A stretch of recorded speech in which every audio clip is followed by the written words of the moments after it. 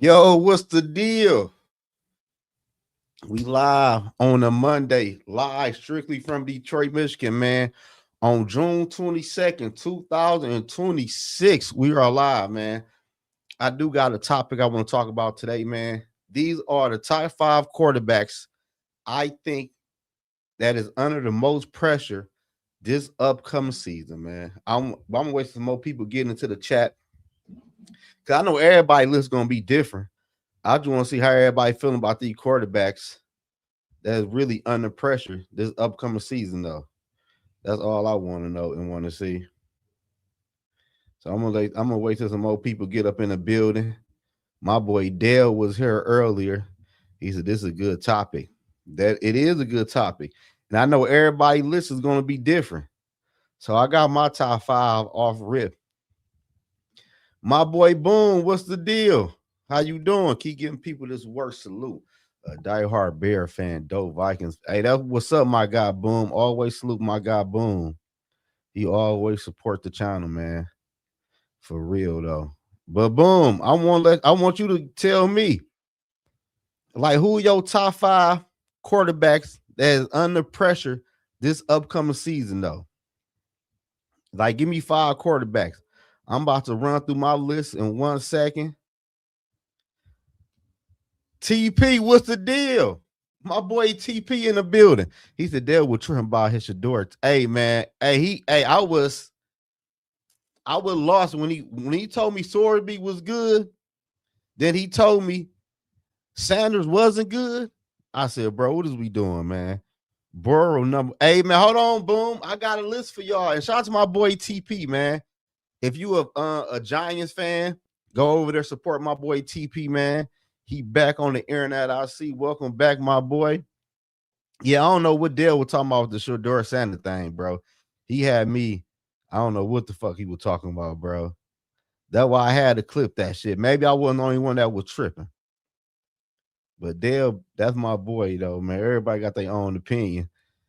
Broski, what's the deal? Tell Boone to pick a team. What the fuck? hey, Broski, you say you ain't going for that, huh? Ain't no Bear and Vikings fan. You gotta pick one, huh? Let me see though, y'all. I'm trying to get this shit together real quick before I give y'all a list of my quarterbacks who are under the most pressure this upcoming season. TP was good. We got who did I just put in? We got D Woods in the motherfucking building. He said, "Stop it, yeah, broski ain't playing with you, dog." He said, "What's going on?" He said, "You got to pick one, the Bears or the Vikings." He said, "You can't have it both ways, huh?" But I'm gonna give y'all my top five list though, for real though. The quarterbacks I think is under the most pressure, man. He says, you should say 310. Yeah, I know. I just started early, man. I said, fuck it. I ain't gotta start at the exact same time. Shit. Why not start early? I wasn't doing nothing. So I got the boy cranking a little bit early. Hold on though. Let me try to get these things fixed real quick. Cause my list is fire. I ain't gonna lie to y'all. My list is fire, man. If you watch it on Twitch, man, come over to YouTube, bro. Hit that link on my Twitch page and bring your ass on YouTube and subscribe to the channel. He said Jackson Dart. Shit, Jackson Dart, no way.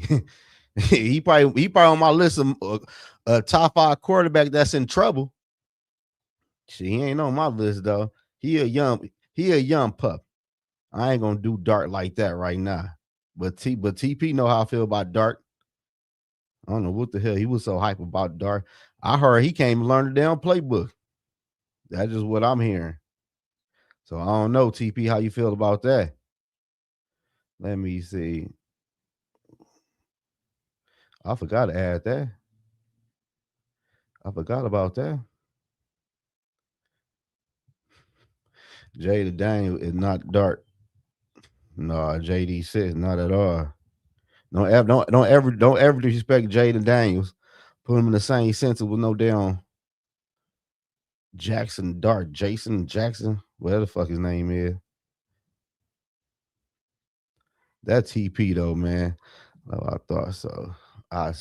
He said, my boy, good looking. I appreciate that, man. We about to get it going. I just got my things though, man. But shout out to Woods in the building. Shout out to D Woods that's in the building, man. Shout out to my boy TP. Daniel is not better than. Okay, TP, I'm not doing none of that shit, man. Hey, shout out to my boy Dale. Hey, shout out to my boy Boom. Shout out to Broski. Shout out to Broski Bear, man. Hey, we ain't doing that. Hey, TP, I ain't doing that tonight, bro. TP in the house. Yeah, we ain't. Hey, TP, here go Dale right here. Hey, Dale, TP on your ass for that Shedeur Sanders take, bro. He on your ass about that take. Don't do that to my hometown, boy. No, man, we not. I can't. My God, Dale, I can't do that shit, man. Dart and Daniels. I don't know how you even do that shit, man. But look though, who y'all top 5 quarterback that's in trouble right now?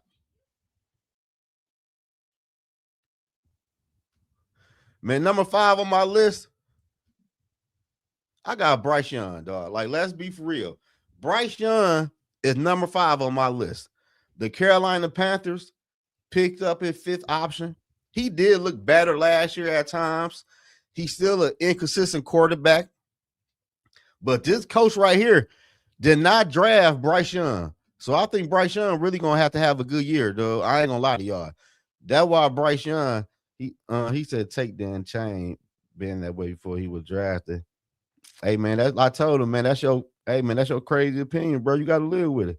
But Bryce Young, though, y'all, like, it's just like he got to play better, and he got to show he could be a starting quarterback in the NFL, man. He'll play good for one game, the next game he go back to his old ways, and the head coach might tell the owner, I did all I could with this quarterback, man. I want to draft my guy. So he might be up out of there, man. That's why I got Bryce Young at number 5, man. This is a big year for Bryce Young to me. Then number 4, man, I got Jordan Love. Like, come on, y'all. Jordan Love been in the NFL way too long now. And at this point, Jordan Love starting to give me Dak Prescott vibes. He or Lamar Jackson. He'll look good in a regular season, but you put Jordan Love in the playoffs, man, he can't beat nobody. Like, Jordan Love can't beat nobody in the damn playoffs. And he never won the NFC North since he been a starting quarterback in the NFL. So I think Jordan Love is under a lot of pressure. Green Bay Packers fan telling me they know who they number 1, number 2, and number 3 receivers are. That's cool. I still think they trash, but Jordan Love gonna have to show out, man. Michael Parsons probably ain't gonna be his same this year. I'm gonna be real with y'all. Either if he come back week 6 or week 4 or week 8, it gonna take Michael Parsons some time to get back to playing football. So Jordan Love and that offense is gonna have to step up. That's why I think Jordan Love, that's why he number 4 on my list, man, dealing with a lot of pressure, man. And another quarterback that dealing with a lot of pressure, dog. He says, Skulls. What up, though, Chevy? They'll appreciate you, bro. Bryce Young is a good one. Yeah, he got to show what he could do, man. Then Jordan Love right behind his ass. You already got paid your money. Every year, you're always dealing with some injuries. So when you play bad, oh, you know he dealing with a toenail. Oh, you know he bent his finger. Like, it's always something with Jordan Love when he started playing bad. Because he will play bad. Jordan Love is like a first half quarterback. And number 3, Jalen Hurts. I got to be real. I know Jalen Hurts won the Super Bowl, the been to a Super Bowl, and got paid. But Jalen Hurts, after this year, do not have no guarantee money left on his contract. A.J. Brown really left because he feel like you can never get him no damn football for real. I know everybody going to point to the girls And all that is cool. But before that, Jalen Hurts could not get AJ Brown like he should get AJ Brown the damn ball as a wide receiver #1. That's another reason why he want to get up out of there, man. And I think Jalen Hurts dealing with a lot this year, man. You got a new OC who never called plays before. You got an offensive line coach who was a train wreck at the Minnesota Vikings. So Jalen Hurts dealing with a lot this year at the Eagles, man. And I ain't gonna lie to y'all, I wouldn't be mad if Jalen Hurts ain't that good this year, man. He got Chris Cooper as his old line coach. Then he got Sean Mannion as his play caller. Sean Mannion just got in the NFL a year ago, man. Like this man, like I don't know how the hell he moved up the chain so damn fast. This man been in NFL for fucking a year and a half or 2 years. Now he is an OC. I don't know what offense I don't know what offense he even run. I don't know, man. I think Jalen Hurts gonna be he gonna be in some shit this year. With all that new shit over there at the Eagles. Then you already know who number 2 on my list, man. Justin Herbert. Everybody be telling me Justin Herbert is a good quarterback. He top 5 or no, he top 10. Justin Herbert is another quarterback who can't play in the playoffs, man. Justin Herbert in the regular season, he would look good. He would do all that shit in the regular season. Then come playoffs, he act like he don't know how to throw a football. I think this man is 0-3 in the playoffs. Already got paid. Actually, the Chargers paid Justin Herbert early, like they're gonna get a deal or some shit. like that was a crazy contract the Chargers gave Justin Herbert, man. Justin Herbert for right now seems like I don't know. He still can shake it. I do like the OC. They brought in Mike McDaniels from the Miami Dolphins. He is a new OC at the Chargers. Hopefully he can help. He did do good with Tua. And I think Herbert is a better quarterback than Tua, though. But Herbert gonna have to put that shit together, man. Put that shit on the field. Like the time is now. I ain't gonna lie to y'all. You done got paid. You've been in the NFL for a long time now. And you ain't did nothing in the playoffs. You the only quarterback I know that really got paid in the last couple of years who ain't got no playoff success. I don't think he ever won his damn division either. And number 1 on my list, Joe Burrow, man. Joe B is number 1, man. I'm so tired of people talking about when Joe B went to the damn Super Bowl. That shit was like 5 or 6 years ago. This man that missed the playoff, what? About 2 or 3 years in a row. Can't stay healthy. Like Joe Burrow got it. Like this year right here, Joe B show up, man. When you went to the Super Bowl, your defense wasn't the best, and you still figured a way out to get to the Super Bowl. I think this year is big for Joe Burrow, man. You got paid.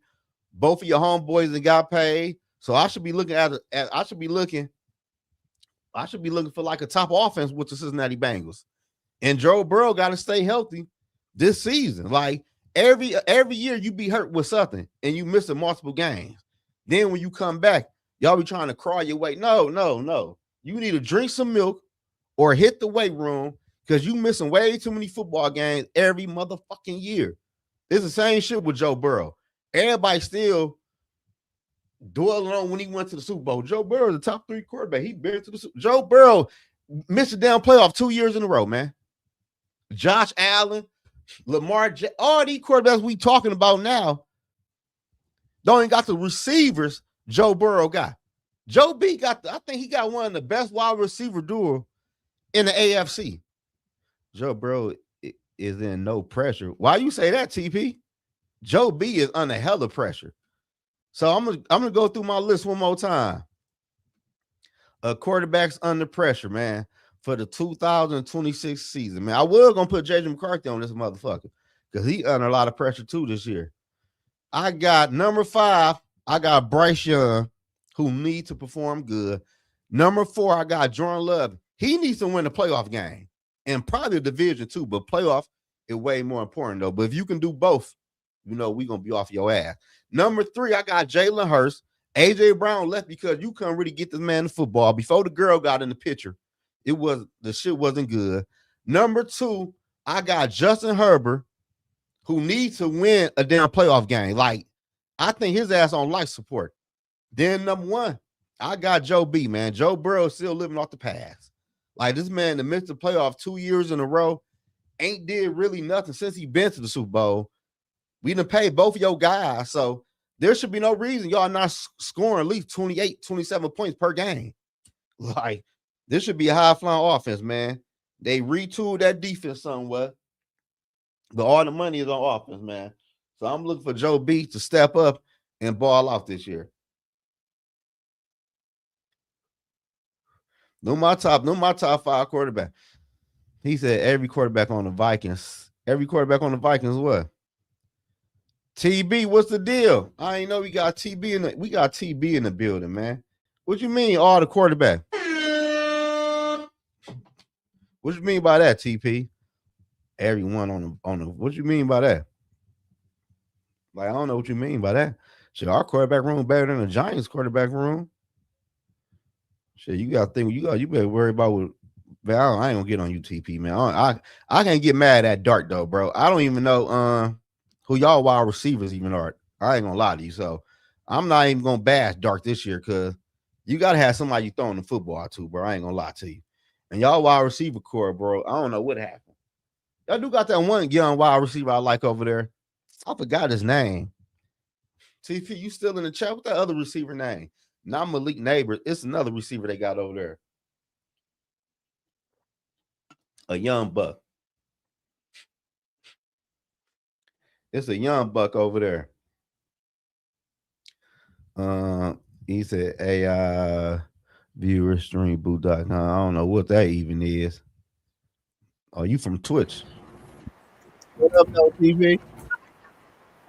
What's going on? Can you hear me? Yeah, how you feel? I'm doing okay. Yeah, he said you say who? We better than Oakland, Pitts, Jets, whatever, etc. Shit, that don't mean a lot right now, Chevy. I can hear what TP talking about. Cause TP I did like your list though. I didn't see anything wrong with the list. I thought it was okay. TB. It started off good, but I seen a couple of things wrong with it, man. So tell me what you seen wrong. Well, for one, I agree with the last two, the Herbert and then Joe Burrow. First of all, Joe Burrow's issue is not Joe Burrow. It's that weak ass defense. That's not a Joe Burrow issue. But TP, but when he went to the Super Bowl, his defense wasn't the best. Joe, you know what? Joe Burrow's problem is it's not a Joe Burrow issue, it's an organizational issue, that whole team. Yes, I agree. I agree both y'all, but let's be real. The man can't stay healthy. That's a real problem. Okay, I could agree to that. That's been the last 2 years. Yeah. So, but you know what? You know who you blame for that?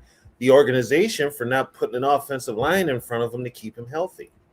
Hey man, I'm sorry, guys. Zach Taylor, how the hell did he get a head coaching gig? Same way KOC did, Sean McVay. I think there's other quarterbacks that are more deserving than I would say Burrow and Herbert. Like who? I agree with the other ones, but I would have put Jared Goff on there. But there we go. That's a sleeper one right there. I like that one. Yeah. But my question is, who's your QB1? Like, all jokes aside, who's your QB1 right now? Going to the season? Going into the season, like, okay. Yeah, as it stands right now. Let me make it for an out-of-towner. I'll put it easily. KOC signed Kyler Murray to be QB1. Okay. He signed Kyler Murray to be QB1. That was before he had somebody overseeing everything. Now all of a sudden it's a freaking competition. So you mean to tell me that JJ is not more deserving to be up here than Herbert and Burrow? He's much more deserving. The problem is Kevin O'Connell doesn't like JJ McCarthy. He talking my list. That list? Yeah. I wanted to TB, but it just with JJ McCarthy, he still got another year or two under his rookie contract. So I don't really think he under no pressure like that. He is though. No, he is. I said earlier in the video, I want to put him at number 5 because if he go out there and don't perform, it might be over with for him. You know what, Zoe? You should have put Kyler Murray on that list. I was about to say that's why that's why I said every QB that's with the Vikings right now. Technically, they under pressure. Like no matter how you slice it or dice it, JJ is gonna be under pressure. Kyler is gonna be under pressure.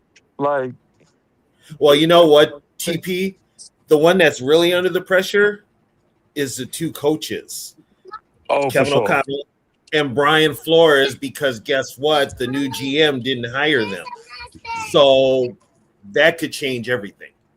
Yeah. So all we're just kind of like, as a franchise, we're just in limbo, waiting to see what the hell happens. So coaches list next. They can get rid of KOC. I said, so you got to do a coaches list next. Oh yeah, for sure. Yeah. I work on that boy last night. But I just feel like you say Jared Goff, Dak Prescott, Lamar Jackson, Josh Allen. I think we all know and expect we're gonna get for them quarterbacks for real. I don't think no press. That's to me. We do know what we're gonna get from them, but now couple of them coaches got a new system they got to learn. Yeah, that's another reason why I put them on here. Lamar and Josh and Jared learn a whole new, but we know what they are right now. Like, hey, yo, who's the highest paid quarterback in the NFL? I think Patrick right now. I think it's Patrick. He just signed a $500 million deal, didn't he? Yeah. Is he on the list? On my most pressure? On my most pressure? You know what though? Mahomes don't have to do a damn thing. He done already proved it. Exactly. He ain't got to do shit no more. Dale. What you mean, Patrick Mahomes? Yeah. He ain't got to prove anything. His career already set. Yeah. He ain't got to do shit for the rest of his career in the NFL. Damn. Now he's just playing to be playing because he probably don't want to be at home all the time with that crazy wife he got. So, so yeah, I mean, he doesn't have to prove anything. No, Patrick Mahomes already set in stone, bro. He the best in the NFL, man. Like, but with Kansas City though, you could probably see this. If Andy Reid does retire, when he finally does, you'll probably see Mahomes retire right behind him. You don't think I think they might go? They might go with Airbnb. Is Penix still with Atlanta? QB1? Yeah, him and QB both. But he dealing with injuries though. Yeah, him and Tua are both in Atlanta. Yep. I was about to say because he's another young one that I think is he's another one you got to put on it. You got to put Penix on that list. You have to put Jaden Daniels on that list. Shit! I thought about that one, but I think you have to put him on that list. I think his first year just gave him a little more wiggle room. It did to me. He was lights out his first year. You know who he was? RG3. Yeah. All over again. Yeah. But now he's going down that same slope as RG3 with them injuries. With the injuries, that's the scary part. But TP, TP. Okay, Zoe, I got a question. Why you got Bryce on that list? Because this is like they just signed his 5th-year contract, and Bryce Young been fucking horrible. I give it last year he got better, but he still went inconsistent. And I don't know if he played bad again. Do you give him another contract? Well, this is my thing. This is my thing with the Panthers. Is I agree with you that unfortunately Bryce is under certain type of pressure. Last year did help him out. But the thing is, look who he's throwing the ball to. I mean, I don't know who's receiving. Right. Like a mediocre core at best. They just got T-Mac, who's going to be their number 1 for the foreseeable future. He's legit. But you have Leggett, who's not proven. He's not playing good. You have Croker over there, slot guy. He's good, but he's never on the field. And then they just gave him a contract too. Yeah, And then Carolina benefits from playing in a weak division. Yeah. Yeah. They benefit from playing in a weak division. I don't know if you guys know, but I do live in Charlotte, North Carolina. I've lived here for the last 13 years, almost 14 years. Yeah, Bryce Young, it's definitely do or die for him this year. There's a lot of people are saying that like Tepper, the owner, is going to stick by Canal as the head coach over Bryce Young. So he ain't draft him. I mean, well, Tepper drafted him. You know what I mean? But Canales wasn't around when he was drafted. But they like Canales though. But yeah, a little Brycey. I mean, it's year 4, man. Look, all these excuses for him, it's just done. I mean, he barely squeaked out 3,000 yards last year in year 3. Rico Dowdle, in my opinion, saved Bryce's career last year. Rico Dowdle took the team on his back and won 3 games for him last year. No, Bryce did look good last year, though. Yeah, like I don't like this. I don't like this. I don't know what games you're watching. Dude, he only had 4. Yeah. He only had 4 games where he threw for over 200 yards. You're a stats guy. Why are we talking about stats? Let's talk about the eye test. Yeah, you still gotta watch him say he got better. Hey, TP way. I watch every Panthers game and he sucks, man. How many games do you watch of the Panthers? I watch all of them. My twin brother's a Panther fan. That's why I watch him. How you gonna say he suck? He took his team to the garbage. Hey, TP, go on Black. He didn't take the team made it to the playoffs despite him. They won a 3-way tiebreaker with a losing record, and they bet. We mean that's crazy. They were 8-9. They won a 3-way tiebreaker. But Bryce Young is garbage, dude. But Broski, he's got an arm made of styrofoam. But Broski, he can't. What's that? But would you say this though? All I'm saying was last year with the best year he had since he's been in the NFL. Yeah, and he's still not good. No, so I'm saying he got better. That's all I'm saying. That's why because you got to look. Because the thing is, you know what's not good? Play calling is not good. Play scheme is not good. No, he's coaching with a handicap. Your receivers are not good. How? Yeah, Bryce Young can't throw over the middle of the field. He can't see over the middle of the field. He has no arm talent. Man, who's getting separation over there? Very little. He can't see over the middle of the field. For 3 years, he can't throw over the middle of the field. All he can do is throw quick little outs to the sideline, like short to the sideline, and that's it. And then every once in a while, he tries to muster up all the strength he has to throw one long ball down the sideline. Here's where I will give some pushback, being a coach and all. You put all the heat on the quarterback for not throwing over the middle or anything like that. Where are his receivers helping him when he's in trouble? Where are his receivers exactly? The short. Well, he had the rookie of the year last year, Tat, who had over 1,000 yards. Somebody had to throw it to him. He can't throw to any tight ends. Well, that's it. Yeah, I mean, he only had 3,000 yards on the season. Nobody knows his tight ends because they suck. No, because he can't throw to him because he can't throw over the middle. He can't see over the middle. That's just a debate for another day. He's a handicap. I just say he got bet last year was his best year, and that was just okay. Yeah, I mean he's not even okay.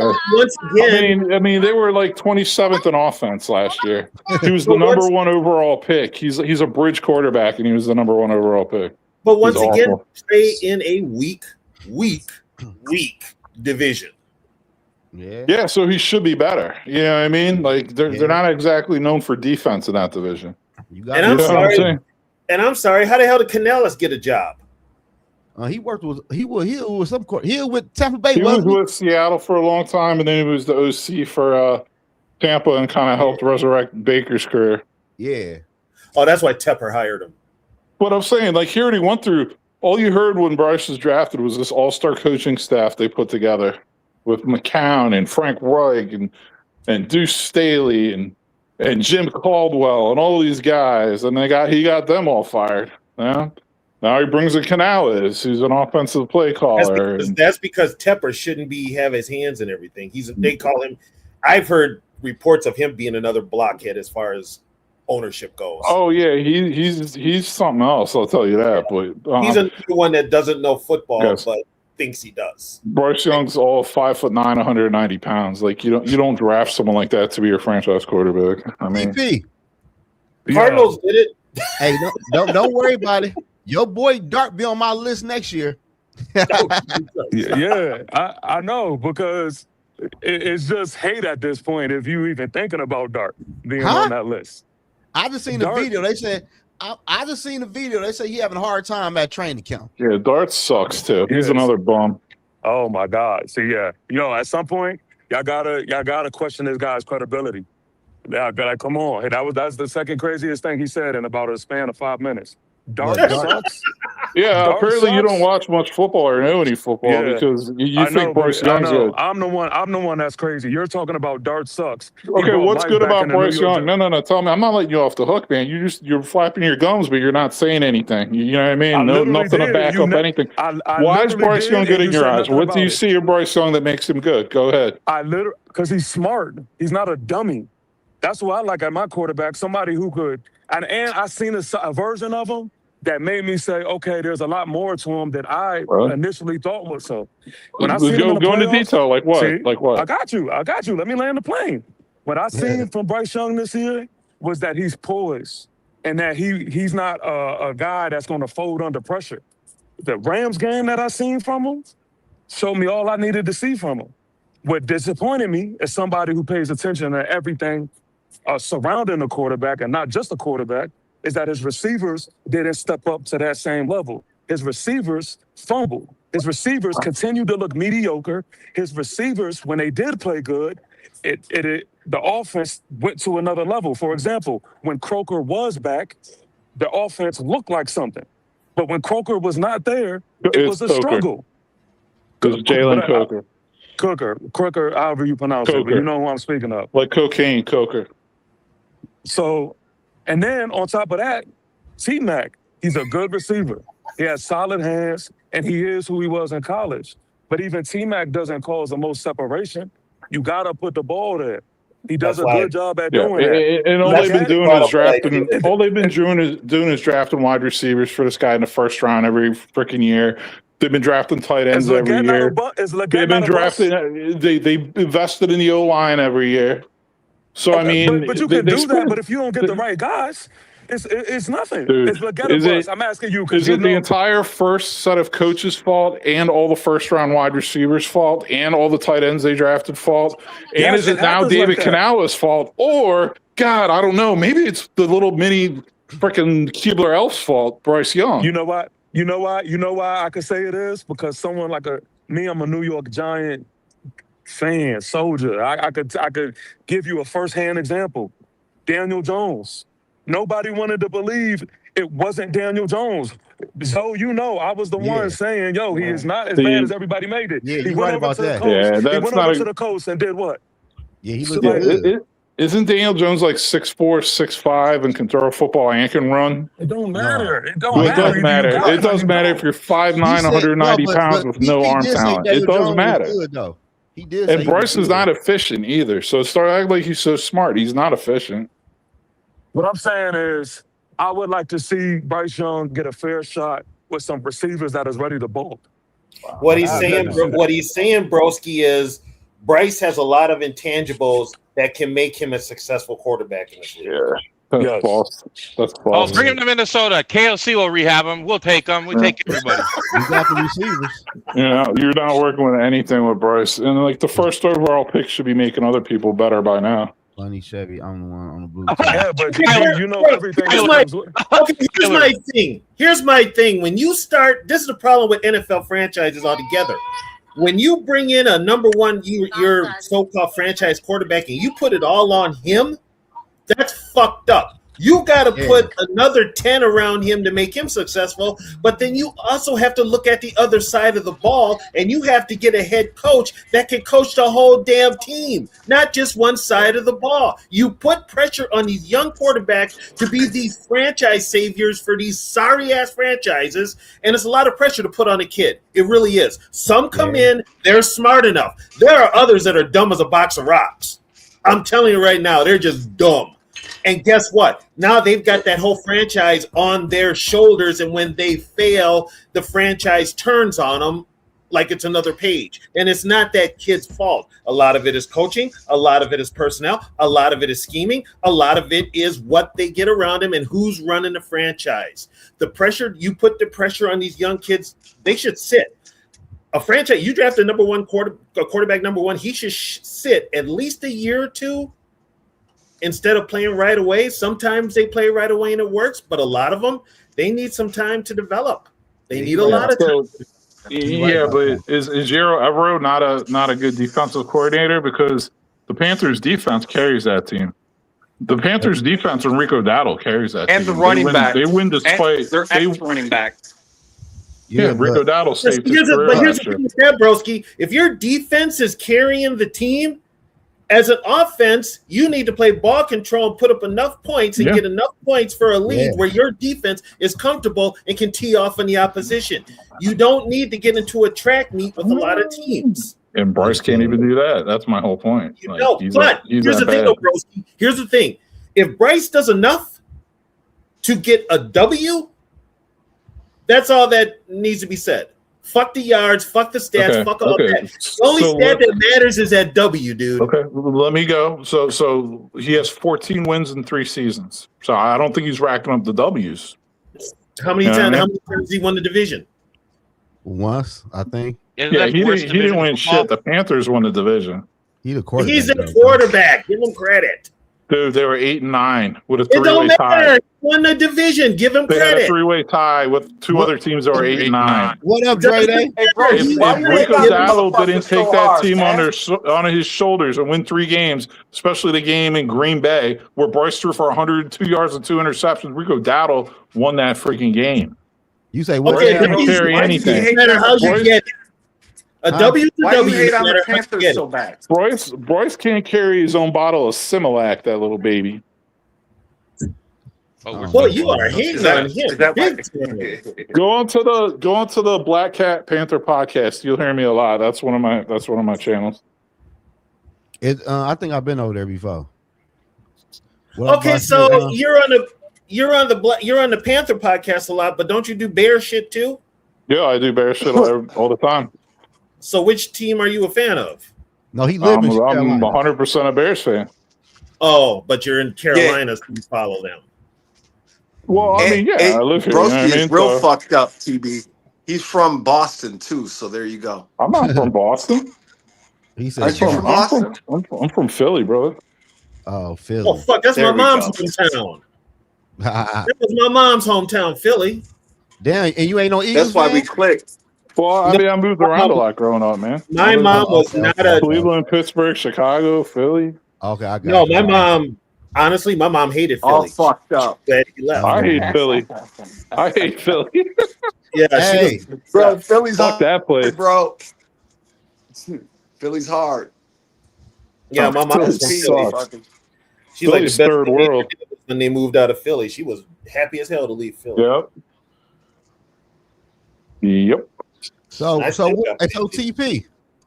So So what's up with those Giants this year though? Like who y'all receivers?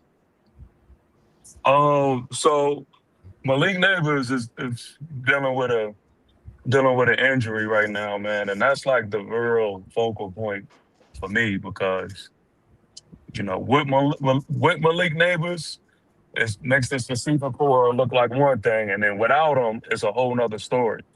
From there, you still having Darius Slayton. We picked up Darnell Mooney, Austin the third. We got rid of Wan'Dale Robinson. That hurt. But then you got the resurgence of Odell and Juju Smith-Schuster. I seen that. Oh, the recycled, yeah. Yeah. And then you got your other guys who I don't know may not even make the team at this point with like Isaiah Hodgins and stuff like that. But yeah, I just put a video out, man. And being honest with you, receiving wise, I mean, I'm not excited. I can't tell you that I'm also excited about our receiving core. I would say we've maybe gotten a little better, but that's depending on Neighbors' health. Well, they drafted. And what is Odell going to be like? I got a credit. I got a question, TP. Who are you replacing in the middle of that D line with Dexter Lawrence gone? Oh my God, yeah, and that's the biggest question mark on DJ Reader. This defense. They signed DJ Reader to replace him. Oh, Yeah. Reader? Big Reader still around? They signed Reader to replace Dexter? Yes. Yeah. Okay, I'm running all day on the Giants. I don't give a fuck. I'm And running all day on the Yo, Giants. what that does TB is and it negates the TP, TB and it negates TP. it negates the outside linebackers, man, because you're not getting any press from the middle. The pocket is not being compressed. The interior of the line is not staying steady or compressed. Now you can go out and double team the outside linebackers in Thibodeau and Carter, right? They It's not good, drafted bro. the wide receiver from Notre Dame, Malachi Fields. Malachi Fields. Yeah, and but they I'm signed. not really Yeah. big on him just yet. I want to see if his game translates. They signed Juju Smith-Schuster and Odell Beckham and Darnell Mooney and Calvin Austin. So they signed like basically 4 veteran wide receivers, What and they the hell still have did they Darius do? Slayton. What, the wide receivers, old folks home to look for replacements? That's what it looks like. Yeah, that's what it seems like. We're going to be a running team. We're going to be a running team. Yeah. What is Scatterbo? Is he okay? Scatterbo? Yeah, he's or back. He's ready. He's back. What's up that young receiver y'all had last year that was nice? What's his name? I forgot his name. He was there last year. Wandale Robinson? That's his name? I think that might be what I'm talking about then. Yeah, he went to Tennessee. No, it's somebody else then that's still on your team. Well, they didn't have a wide receiver last year when Navy went down. All we had was Darius Slayton, Wandale Robinson, and that was pretty much. It's another one though. Who your other receiver? Oh man, there's no one else though. Yeah, I thought they had a young receiver over there that was nice though. No, they got that cat from Tennessee. They have a good young tight end in Theo Johnson. They got Theo Johnson. He's good actually. They don't use him enough, but he's good. Yeah, I don't know who I'm thinking about. Jalen Hyatt ain't nothing. He ain't been doing nothing. Yeah, that's what I'm thinking about him. Right. He went to Tennessee, man. You can just write off any wide receiver from Tennessee. Done. Damn. Nah, that wide old receiver boy Pickens went to Tennessee, done. man. Who? Okay, TP, I got a question for you. Got a question for you, TP. How bad does Thibodeau want out of New York? I don't think he wants out for real. I don't think he wants out. It's to the point now where Tibbs has to take that next leap. Like we're waiting on Tibbs to be what we drafted him to be. He shows signs of it, but the ball hasn't really rolled his way because he's been either hurt. So I got a hypothetical trade for you. Okay. Hypothetical. Thibodeau for Jordan Addison.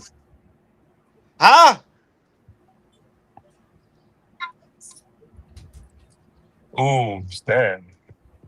Yo, wow. Don't do that, TB. They got to give us compensation, at least a third. Right? I'll take the player. What? Hey, that's a good. Hey, that'd be a good. That's a good one. I'm not gonna lie. That's a really good. I'll take the player, and then if it comes into it, I'll ask for a third or fourth. But right now, heads up, Thibodeau for Addison. I won't be mad at that. That's a really good one. Because here's what might happen, folks. Addison might be traded for a player and not a draft choice. Yeah, but that just proves that the Vikings should have just gave him Grenard that contract, man. No, the Eagles paid him. So yeah, they paid him per year what he was making in Minnesota. Like the Vikings should have kept him, man. No, I'm straight on. He was on his last year. I would have let him go. I know, that's what I'm saying. Give him an extension. No, hell. I would not have given him an extension. I'd rather have my man from the Giants. Nah, Tibbs don't look lost. Nah, Tibbs better than Tibbs is good. Here's the thing: if with Brian Flores here, he would fit perfectly in Tibbs would fit perfectly in Brian Flores' defense. Yeah, he would. I'll give you that. He would. Okay, so guess what? See, don't question what I'm thinking here. But you would still have to pay him too. Don't ever question what I'm thinking. All right. Oh, TV, I'll question what you're thinking sometimes. I'm okay, and I'm gonna come back with you with some knowledge and shit that you won't be able to comprehend. Okay. Oh, I do. Don't even come on. When it comes to that. You want to go to her birthday today, man? When it comes to this football shit, I'm a Rhodes Scholar. You motherfuckers still on the short noses. All right. TB, I did blow you out of the water on the whole Bryce Young thing, so we can go back to it though. I don't care. I don't like quarterbacks. I like Addy said, let's get paid. I don't like quarterbacks. I don't give a fuck about a quarterback. Fuck them. Hey, side note, can I ask you this? Because I don't think I remember your answer. Do you think Xavier Legette is a bust? Xavier Legette, man, it's basically like he was one of those guys who was just he was a stupid pick. Like, he was a dumb pick. He's got all this physical ability, but he operates how he is. He's not a guy who's gonna like run down the sidelines and be like a super deep threat. He's a guy who's gonna operate over the middle of the field. Yo, where can't Bryce Young throw over the middle of the field? So it's not a good fit. I group him with that Green Bay wide receiver, Savon Young from TCU. No, Williams. Nah. No, you know who you remind me of though? Keon Coleman. I mean, they Cordell Patterson type. Like a more athletic, like a faster Keon Coleman. The kid's got talent. Kid's got talent. TP. What? Oh no, I was saying this new guy. I haven't met this person before. Are you a Panthers guy or what? Are you a Panthers guy? He's not new. You're a Giants guy. Okay. Yeah, I'm a Giants guy. My twin brother's a Panther fan, so I just pay more attention to him. Let me ask you this: on a scale of 1 to 10, how scared are you of the Vikings doing some damage this year? Say it again. On a scale of 1 to 10, how scared are you of facing the Vikings? Are you like, they're a so-so team, inconsistent? Come on. Yeah, I'm not scared at all. See, man, Zoe, the whole league thinks we're a joke, man. The whole league thinks we're a joke. Hey, man, you can't. He's got his heart involved, man. He's got his heart involved, man. Who, TP? Last time we played the Giants, he was talking tall shit, and we spanked that ass. Oh. So you really can't take and I get it. No, you're supposed to do that. Y'all survived. We only won by like 3 points. What are you talking about? That's what I'm saying. I don't know, but shit. We had to finish. We had to finish the game with Max Brosmer. Yo, did Jackson Dart pull one of his disappearing acts during the game? Hey, question, Zoe. Do you really think they're going to make this competition go all the way up to preseason? I was saying that last night with Tony here. KOC might bring this competition all the way up to preseason, bro. Man, they could, but shit, I don't like. Oh, you know what's going to happen? Here's what's going to happen. He's going to give that starting spot to Kyler Murray out of spite, and plus he's got to prove to himself. He's got to prove to everyone that he was right. Now, if Kyler Murray loses that Packer opener, and then he loses to the Bears the next week, all hell's going to break loose. Yo, that's KOC that's the type of shit KOC's about to get fired at the bye. But what I'm saying is, okay, if he's going to be the starter, you better tell him now so he gets more reps, man. Like, right. You better amp up the competition to make it harder. Tech? You know what it is, Tech? You need to tell him now so he can get his fucking head in the goddamn playbook and not have any excuses about why shit don't work. It should go to training camp. He needs to understand the fucking playbook. They're both going to play in the preseason. Okay, so if they're both going to play in the preseason, then I mean, what you get? I don't know, one game to figure that out. No, here's what you got to do. They're both going to play, right? Pay attention to who lines up with the second stringers more. Who do y'all want? Who do y'all want to see as QB1 as it stands right now? I want JJ. JJ. What up, fellas? We JJ cool over almost here. Almost all of us want JJ. What's good, man? What's good? I just think you're losing reps. If it is Tony, if it is Kyler, like the amount of reps you're taking from, I don't know, man. You got to have more reps. Bro, let me go real quick though. Hey, here's the thing with reps, though, Tech. Here's the thing with reps. They got the same amount of reps. Exactly. Okay? if you are a quarterback, those 7-on-7 should be nothing for you. Him bitching about all the reps and all this shit, you know what that is? He's just bitching to be bitching because he's never about the playbook. He's never had to have a competition before. Everybody's kissed his ass. Now he seriously has a competition. Yo, look, Tony, look, it's a competition. I don't understand all the talk about the competition. The competition is going to training camp, is going to the preseason games. Kevin O'Connell has already said that. It's a competition. If Kyler Murray can't win a competition with somebody that's only started 10 games, what are we even talking about? Why is he even complaining about reps? He's a 7-year vet, bro. It's a competition. This is what we wanted. Like, why are we complaining about a competition, bro? He's a coach killer. Like, it really.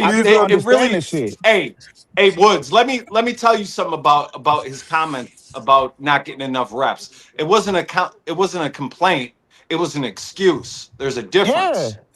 I get you. No, it's not an excuse. Who's complaining about the reps? Like that jersey you got on too, Dale. It's called being a coach killer. That's what it's called, Dale. Being a coach killer. All I'm saying is this, though, Dre. It's like before the competition started, we had Viking fans basically anointing Kyler Murray as a quarterback for this year. But now including the head coach. Yeah, but now there's a competition, and we seeing like what's happening in the OTAs and what's going into training camp, and we see the head coach already saying that it's going to be a competition that's going to go into the preseason and into training camp, and we complaining about a competition now. Like, isn't this what we wanted? I wouldn't say that it was the. Hey, Woods, I wouldn't say that it was the fans anointing them at all.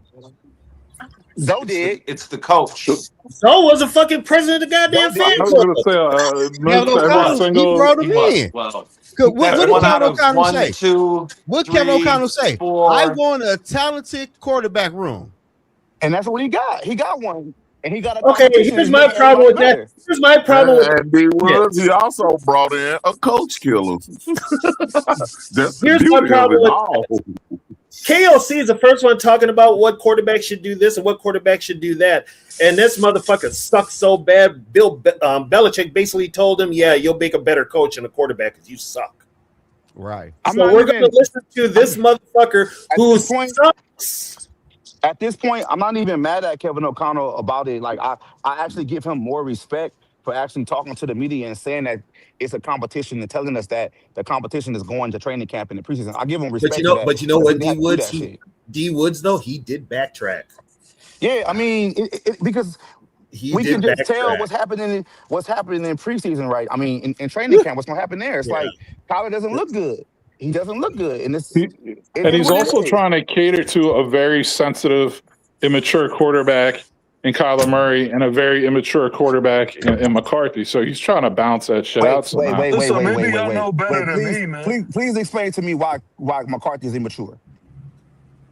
So he's like 21 years old and he calls himself 9 and he does little dances and he just acts like a fucking immature. He acts like an immature kid. He jumps around on the sideline like he's hurt when the trainer touches his hand. So is he immature too? He broke his fucking hand.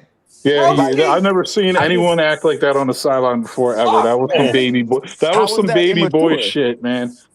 That really was, man. That ain't no worse than Caleb sulking on the sideline. Yeah, but no, hey, we don't. That's the thing. I was listening the other night, and see Caleb starting every game and too. TB, and a quarterback wearing fingernail polish to a football game. And he's gonna spank your team week 2. Hey, can't wait. I gotta roll out that little micro midget Keebler Elf quarterback. I gotta give props to Woods. By sissy any day. I gotta give props to Woods though, because he said in another stream that every quarterback struggles in this offense, and Kyler is going to struggle big time in this offense. And it's no brainer, man. Here's the thing with that Jedi. Here's the thing with that Jedi. If every quarterback you have on this team is saying the same thing, wouldn't that be the head coach? Maybe I need to change my offense and simplify it. I thought he was though. That was my impression. Are we saying that Darnold and Kyler should be in the same breath? Because Darnold, I think, is no. I'm saying Darnold ran the offense. You're saying No, He let me struggled finish. preseason. Let me explain to you what it was though, right? It's documented that every new quarterback that comes into Kevin O'Connell's offense, even the veteran ones, 7-year vets, 8-year vets, whatever. That means that's fucking Sam Darnold. That means that's fucking Kirk Cousins. All of them struggle with the offense of being so complex. So my thing was, if you know you got veteran quarterbacks that have come into your team and they're telling you that your offense is a whole lot to digest, why not make it a little bit easier and build upon that for throughout the rest of the season? I'm not saying why even bring exactly. a player like that in though in the first place? That's but Darnold struggled for Kevin O'Connell. 4,500 yards and 35 touchdowns. I don't know if I can call that struggling. What you're not getting, broski, is Darnold documented him struggling with absorbing the offense and learning it. I'm not talking about him having a bad season. I'm talking about him, how long it took him to actually get that offense. It took him a while. Yeah, I mean, it's a complex offense. Yeah, so it's a complicated offense. Here's the thing, that's what I'm saying. Why do you start that first? You should start slower. Dumb it down, as I call it. But that's the thing about KOC. He's not going to change for any. He's not going to bend or adapt. He's running his shit, and you have to fit into his mold. I mean, that's how I feel. But look, not anymore, because guess what? You got somebody calling the shots now that's a real football general manager. So the first time KOC pulls that shit like he did in the offseason, him and Brian Flores, they're both gone. But I thought he going to adjust the playbook. That's what I maybe T's looking to start calling plays too. No, he's not going to adjust the playbook. Thank you, bro. He's not going to adjust anything. That's what he said, though. That's what I'm saying. Hey, Zoe, how many times did he say we're going to run the ball more too? Yeah, no, that's what I'm saying. No, he say one thing and just. I'm like, damn. He says one thing and goes right back to the same shit. That's the politician in him. That's the politician in him. Yeah. I thought. Well, look, I'm about to get up out of here, man. I'm gonna listen on the side. TP, good seeing you, man. I'm hoping you back so we can link up a little bit later, man. We got a lot to catch up on. For sure. All right, man. Hey, keep wearing that Lakers jersey though, too, Dale. I like that. Lakers dead. Hey, I'm gonna say this before I go. I'm gonna say this before I go. Hold on. Hey, TP, you a Knicks fan? Come on, man. I was just waiting. Congratulations, bro. Congratulations, bro. Thank you, man. Congratulations, my boy. About time.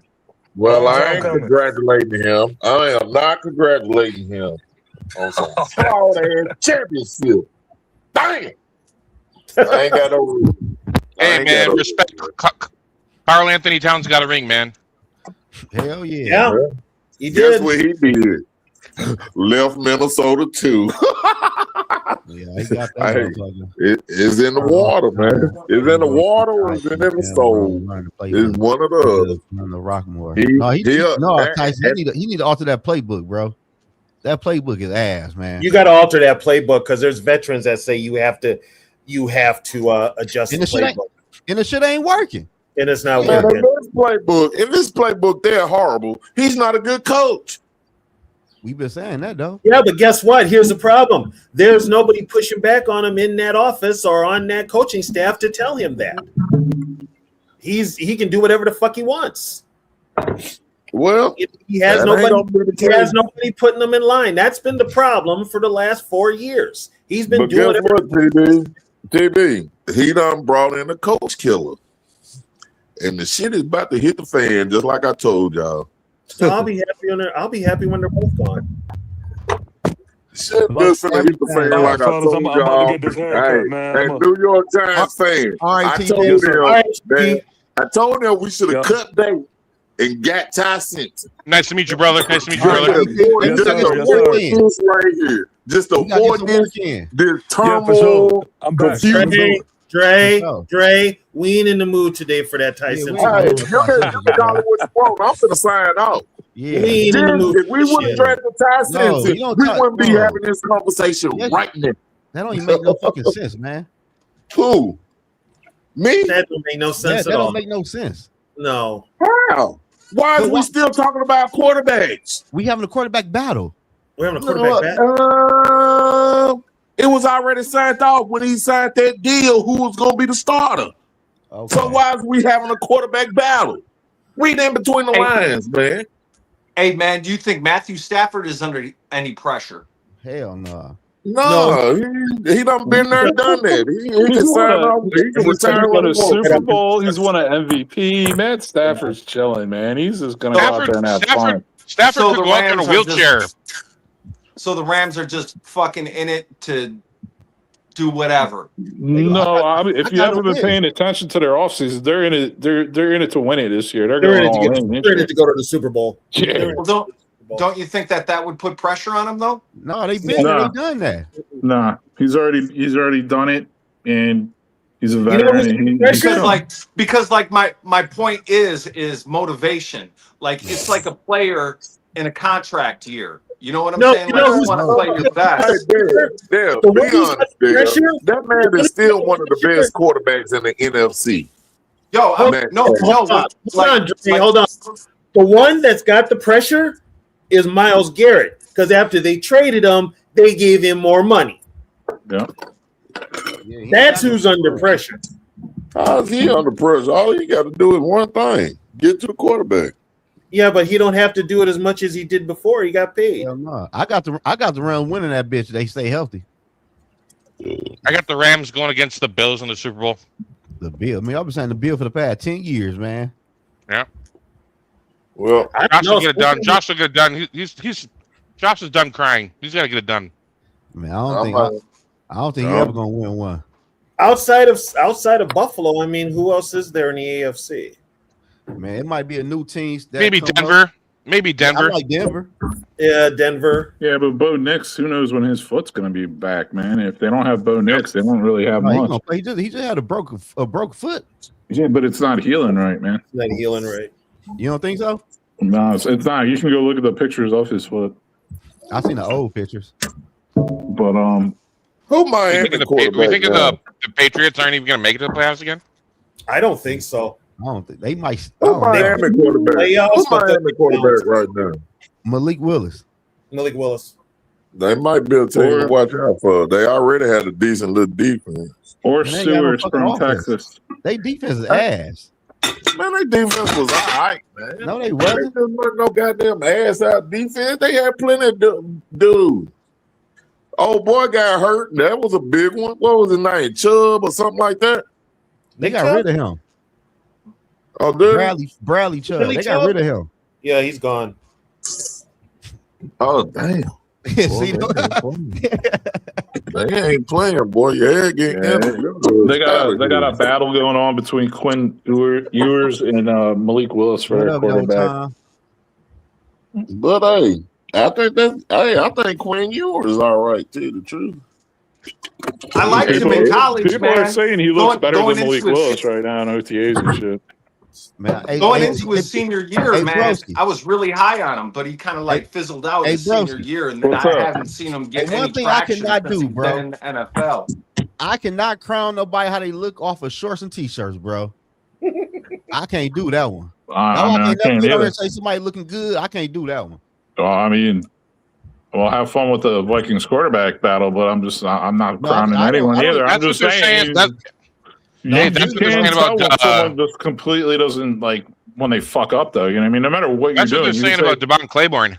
You can say someone looks good, someone's not looking good, but it doesn't mean they're going to win the job or anything because of it. OTAs don't mean shit. Get on when the defense out there. Well, I mean, you get to know me this offseason. Like, I don't think preseason shit. Nah. All that shit is fucking bullshit. It doesn't mean a goddamn thing. Get into the fucking start playing the fucking games.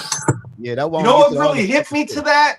You know what really hit me to that, broski, is how good Zach Wilson looked in preseason, and then the start of the season was just terrible. Dude, preseason is the biggest waste of time. I don't watch one preseason game. That's one of my rules. I never watch any preseason. Okay, broski. Let me explain preseason to you, okay? Let me explain preseason to you. To the casual fan, to the person who watches football, it don't mean shit, okay?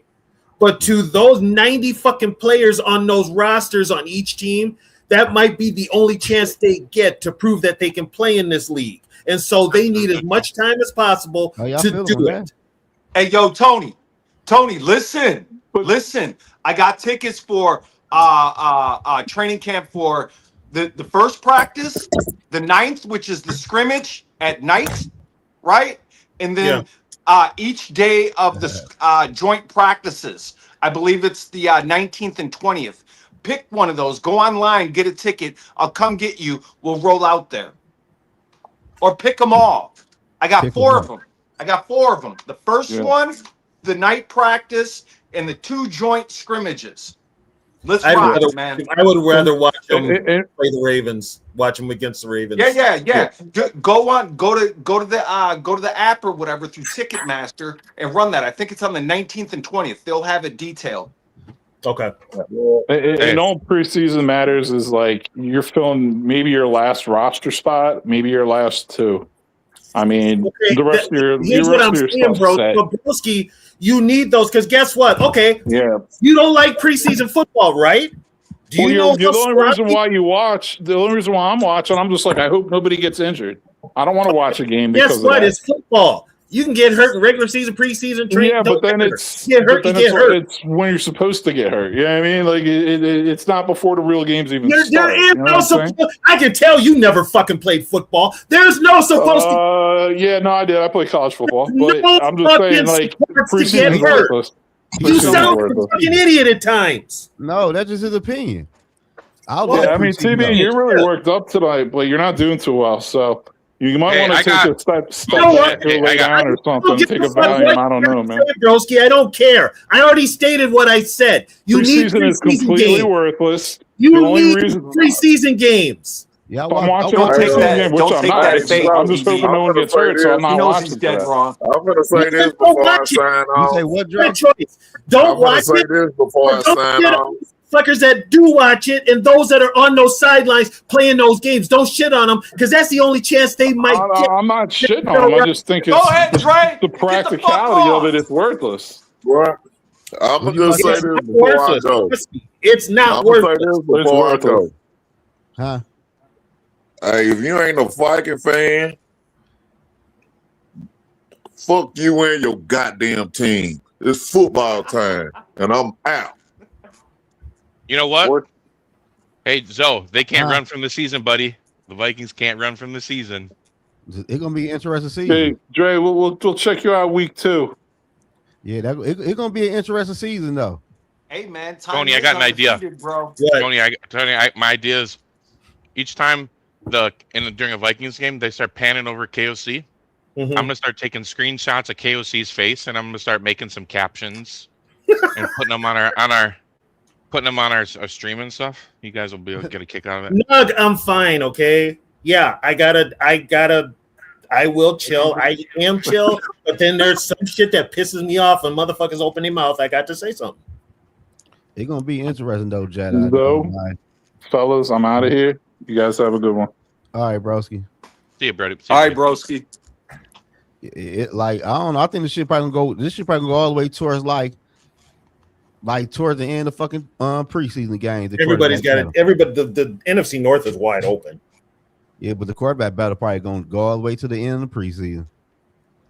Well, and that's because if you think about it, KLC don't want to look like a fool. Right. J.J. McCarthy might look better. So that's good. He probably does. I heard he was looking better. But Jedi, we heard that shit last year, bro. So I'm not buying to none of that shit. That's people, like when people get on, bro, we heard all that crazy shit last year, bro. I gotta see for my eyes. Well, if our offensive line can stay fucking healthy, that's the biggest. That's the biggest if. Listen. The one that's got to stay healthy is Darisaw. Darisaw, fuck yeah, dude. At least Darisaw. If he goes down, dude. If he goes down, I might not even fucking watch.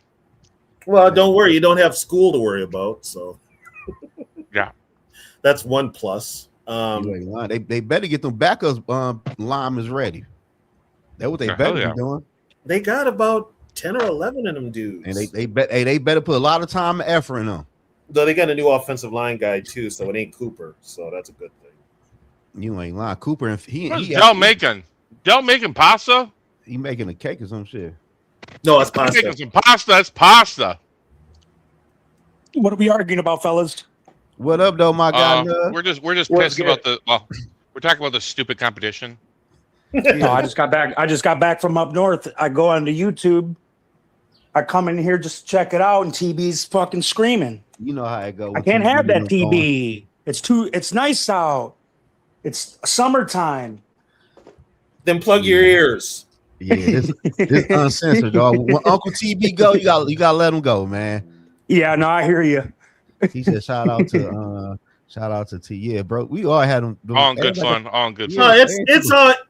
Broski, I've argued with Broski Bear too. Yeah, before. that's cool. I argue with Broski all the time. Yeah, it's we get along. I like arguing with Broski. It's fun too. So but I do watch preseason because you be having a dog. You be like, damn. Then he gets to the regular season, he still be a dog. I'm like, here's the thing though. Here's why we watch preseason. Honestly, what else is on? Yeah, but my uncle don't. But I feel where he coming from though. But everybody different with the preseason. I mean, I didn't get to hear why the argument happened. I only heard the very, very end of it. I'm going to assume that he says preseason doesn't matter. Yeah, he said preseason is worthless. He doesn't care, and then he came up with this. If you're going to get hurt, I'd rather you get hurt in regular season. I feel. You're going to get hurt. You're going to get hurt. I mean, you can't really stop it, but I would want you to get in football shape before. What up, though? Still. They need. Yeah, but KOC doesn't even. KOC don't play our guys so in much preseason for everybody. They changed the rules for so much for everybody the last couple of years. Yeah, they. Well, here's another thing too. They can't do shit at OTAs. They can't do shit at mini camps. They can't do shit. So like, you're expecting all these guys to like just get in football shape in training camp. Like, I'm hoping the Lions play their starters in the preseason this year. And here's another thing too. Years ago, preseason meant something because it was a chance for the players to get in football shape because they weren't in football shape. You didn't have OTAs or anything like that. You just had training camp. That's it. So you needed preseason to get in shape.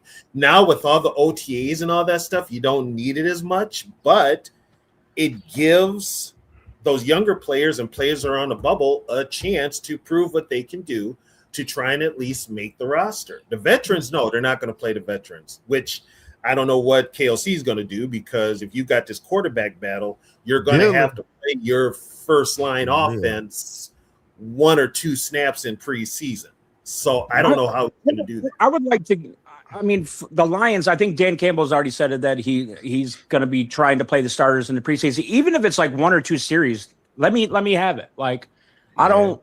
Like last year we didn't play any of our starters at all during the preseason, and half of our team was out by week 3. It shows. It shows. They're not in definitely football shape. They're not in football shape. And then here's the thing: the first week of football, for week 1 through week 3 is probably some of the sloppiest football you'll see. Yeah. It is, and that's where all these overreactions usually come from.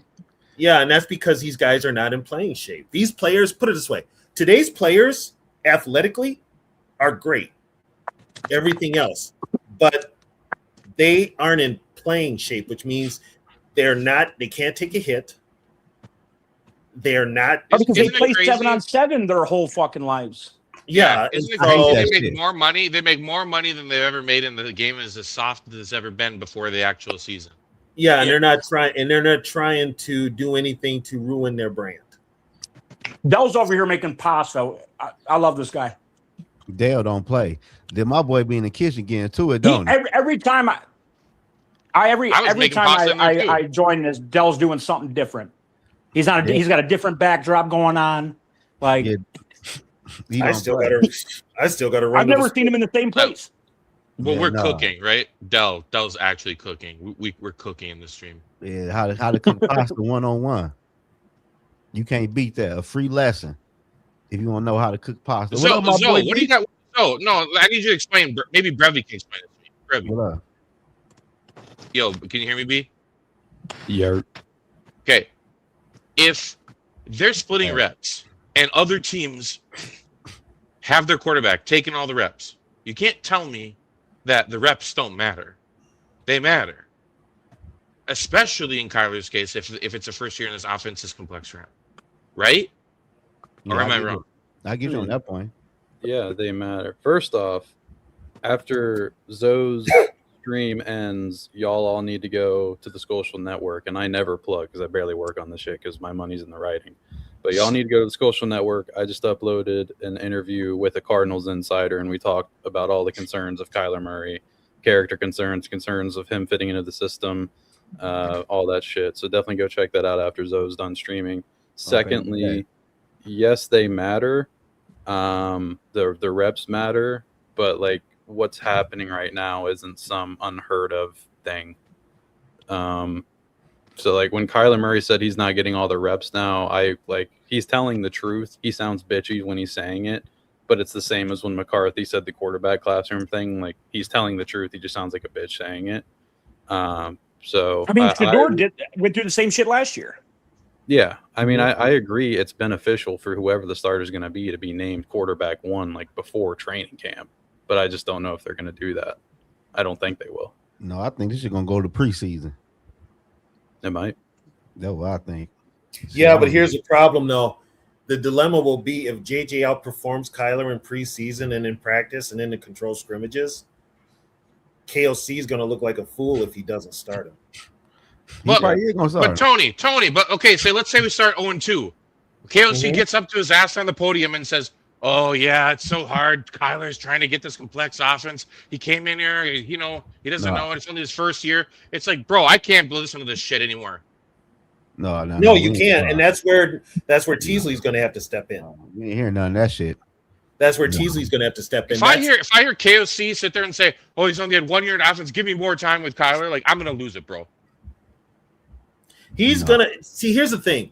He's got people up here brainwashed to the point where he can say anything and they buy it. He do. Nobody's ever given him pushback. Now, if that happens, somebody needs to give him pushback, and I think the one that'll give him pushback is the GM. You're 0-2. Not only are you 0-2, but you're 0-2 in the division. Yeah, I'm not saying that's going to happen, but I'm saying if there comes a time, which there will be, every season there's a rough patch because we've shown that, you go through adversity. But like this team, what are we going to be made of? Is it just going to be like, oh, well, we're going to ship it in by Thanksgiving again? Like that was awful, bro. If we have to ship it in by Thanksgiving. The biggest thing that'll happen is he'll lose that locker room. Yeah. If he hasn't lost that locker room, which I'm hearing he doesn't. I'm surprised he hasn't already. I mean, that's just my opinion. He has because a lot of the players listen more to Brian Flores than they do him. So I don't know. I was just curious you guys take on the reps thing because, like, I get it. You have to have a competition. You have to split the reps, and you have to be able to figure out. Here's the thing, though. Okay, Kyler, you've been in the league 8 years, 7 years. Just go out there and do it. Lead by example. But like the concepts aren't okay. Let me ask you this: is KOC's offense really like 10 times harder, Brevy, than like the Cardinals' offense? Because Cliff Kingsbury had a pretty good record of offenses before he had to deal with Kyler, right? Like, it was different, though. It was different. It was completely different. KOC's offense, like I know Kyler over Josh Rosen. I know. I mean, they had Josh Rosen the year before. I know we hate comparing Kevin O'Connell to Sean McVay in any sense of it, but yeah, O'Connell's offense is like a McVay variant to where it is very complicated. But once that quarterback has a hold of the offense, and that's where McCarthy's struggles were with just being young and not having the reps. Once that offense, the passing offense at least, once they have a hold of it, it's good. And every quarterback that's been a veteran for the most part has said, yeah, this offense is really quarterback friendly. So I think it's like a pure progression type of offense with the way that they're reading the field and trying to, because they're not really diagnosing coverages as much as like you traditionally would before the play, but it's definitely more complicated, but it's for a reason, and sometimes it just doesn't work out.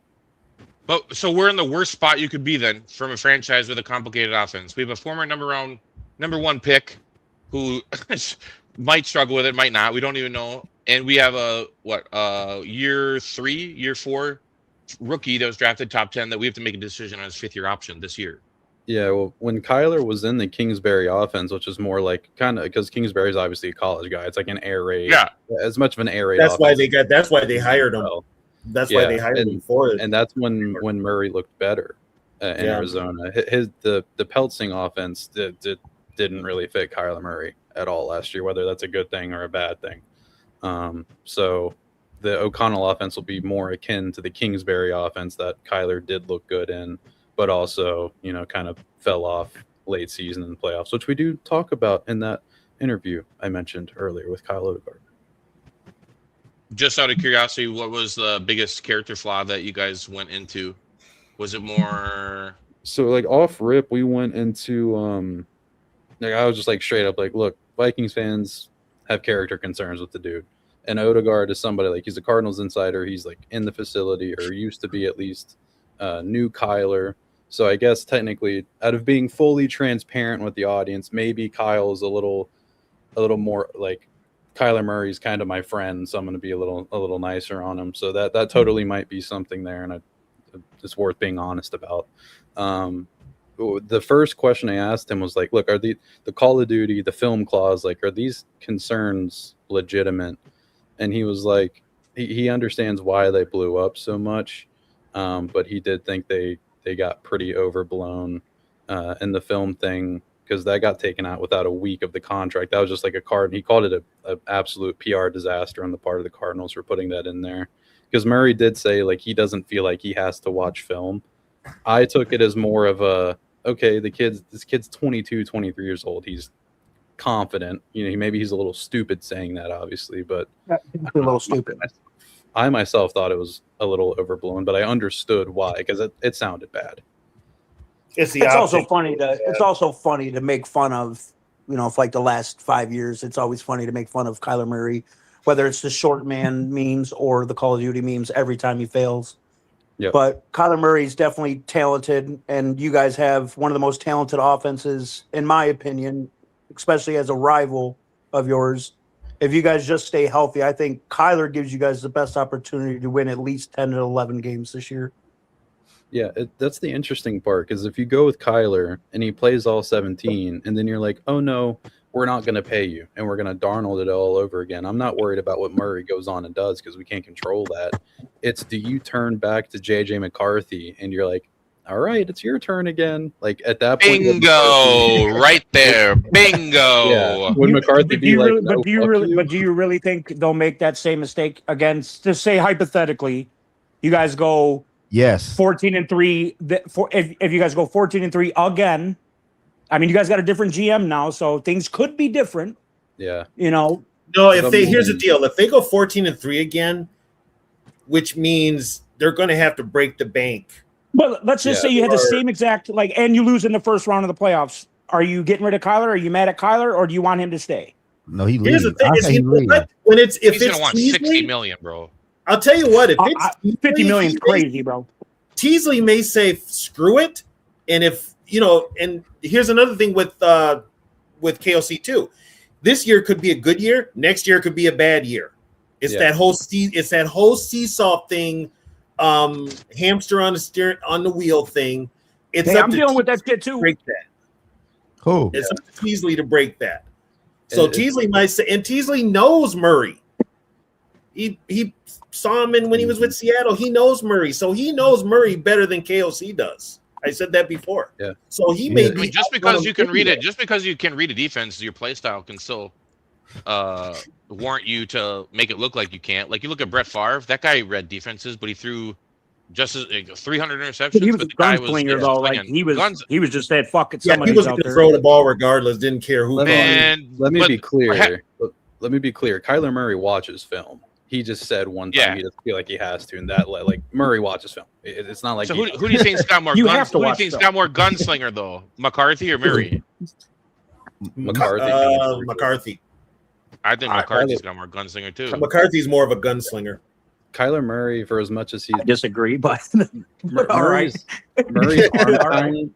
Okay, the question is not who has better arm talent. Murray has far better arm talent. Right. Who has more of the gunslinger mentality is J.J. McCarthy because he threw like the first or second most deep balls in the NFL last year. Murray's arm talent is undeniable, and he's shown that. He struggles with the deep ball, and he also is a bit more of a check down guy.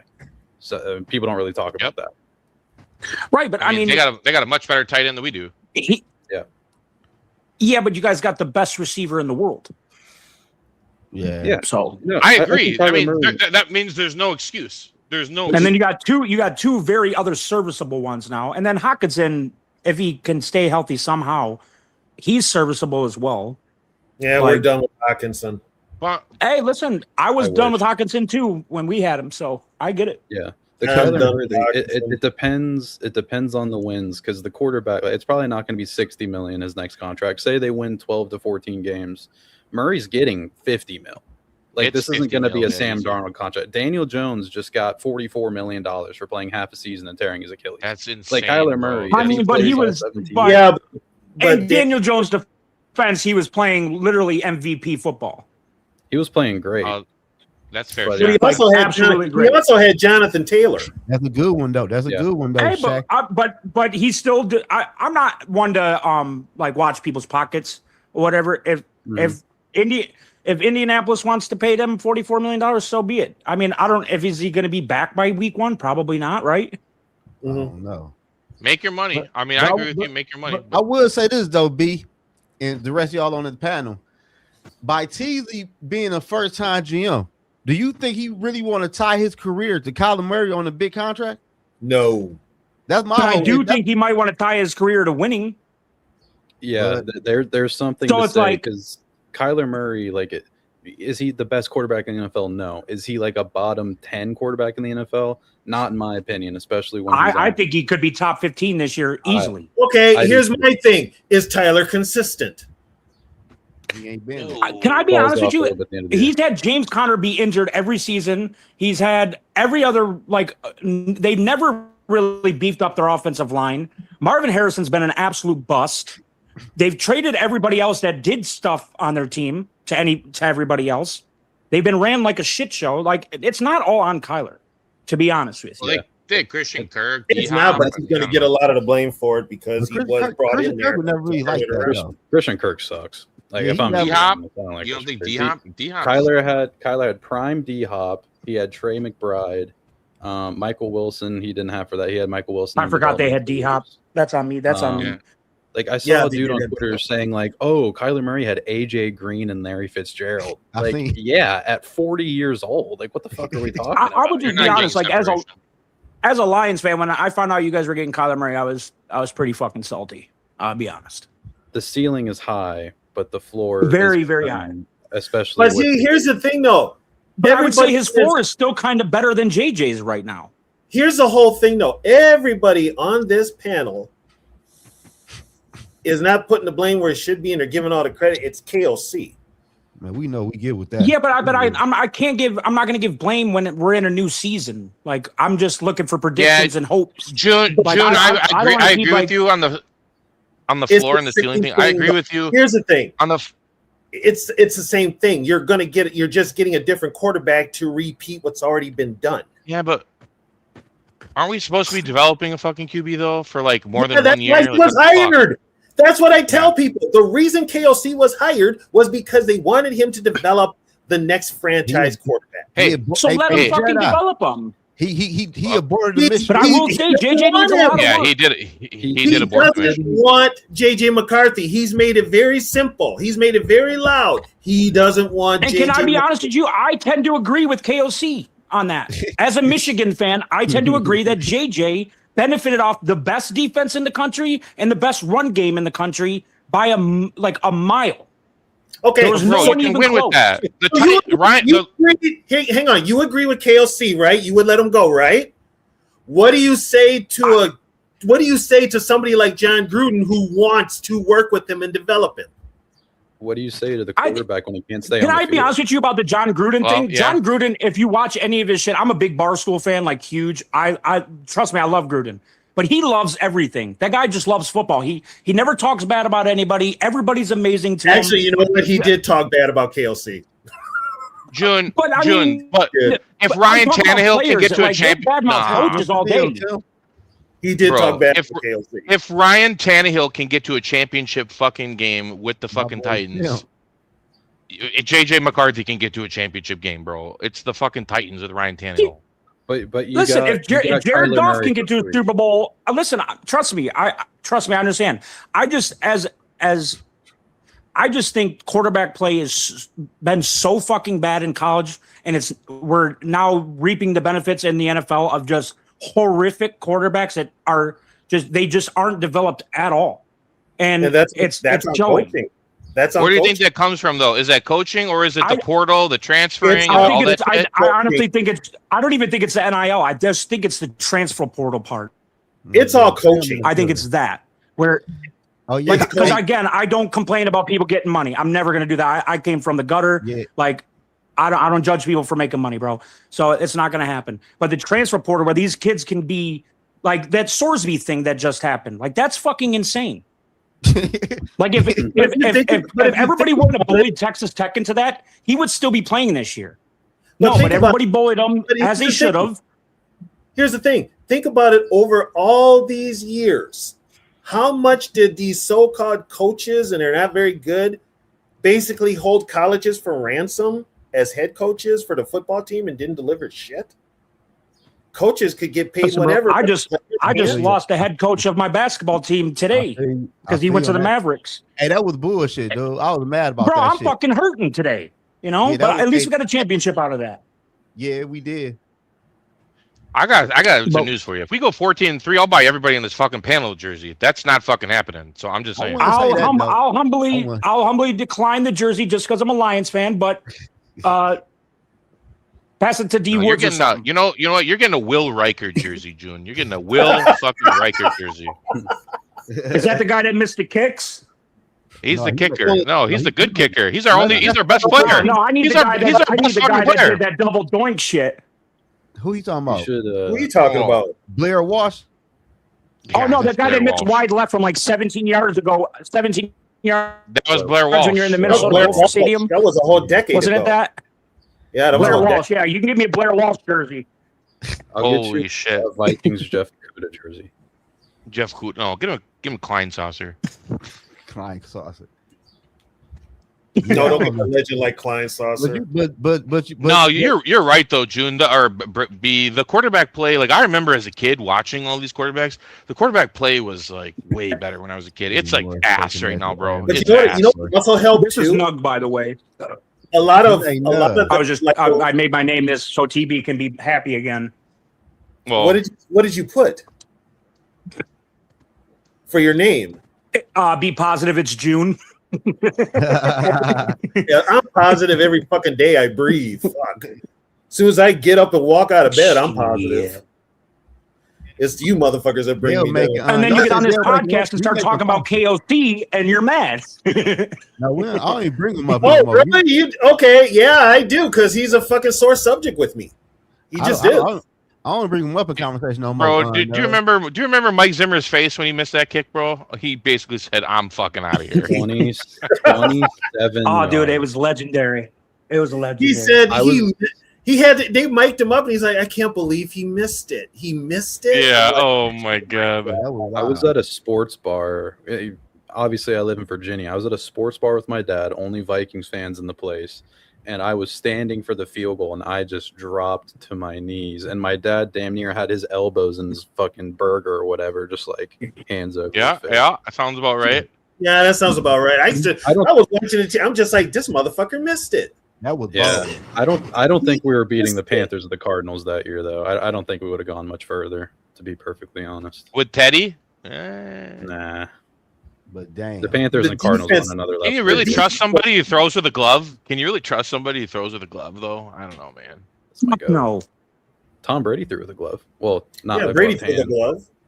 Jared Goff he had a glove on his left hand, with didn't the he? glove last year. I wanted to beat the shit out of him, bro. Yeah.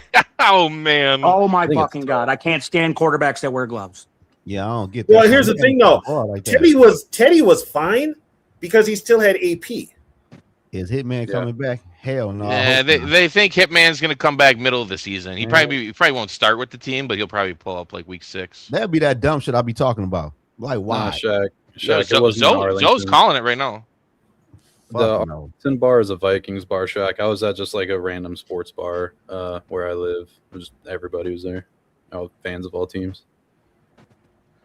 Teddy had a rubber band arm. I mean, he didn't do so bad when he went to New Orleans in the league at one point. Hell yeah, Teddy can play. Teddy was a Teddy's ball. still playing. He's still in the league. Teddy was. Yeah, he's on my team.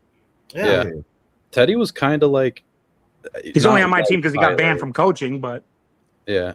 Teddy's not like Kyler. They don't play the same game, but they both struggled with the deep ball. Like Teddy couldn't throw a deep ball to save his life. Teddy got screwed because when he got hurt, the one that hurt him was Adrian Peterson in practice. I subscribe. And that was good looking. Is that hard though? Like, do you see a lot of quarterbacks who are really shitty with the deep ball, like really work on it? Because I feel like they don't really talk about that as development. That's really hard. Jared Goff's been pretty chill. Even some of the greatest were bad with the deep ball. Fran Tarkenton couldn't throw a deep ball. That's why all his passes were like 15 yards. Yeah, he couldn't throw a deep ball. If you like go on a football field, and Dal, you're muted. Dal, you're muted. Dal, you're muted. Thanks, man. The difference is Teddy Bridgewater didn't have a strong enough arm to get the ball down the field, man. He had a noodle arm. Yeah, but he was. Brad Johnson arm. Brad Johnson arm. But Teddy can play though. Have an 80% accuracy. Teddy can play though.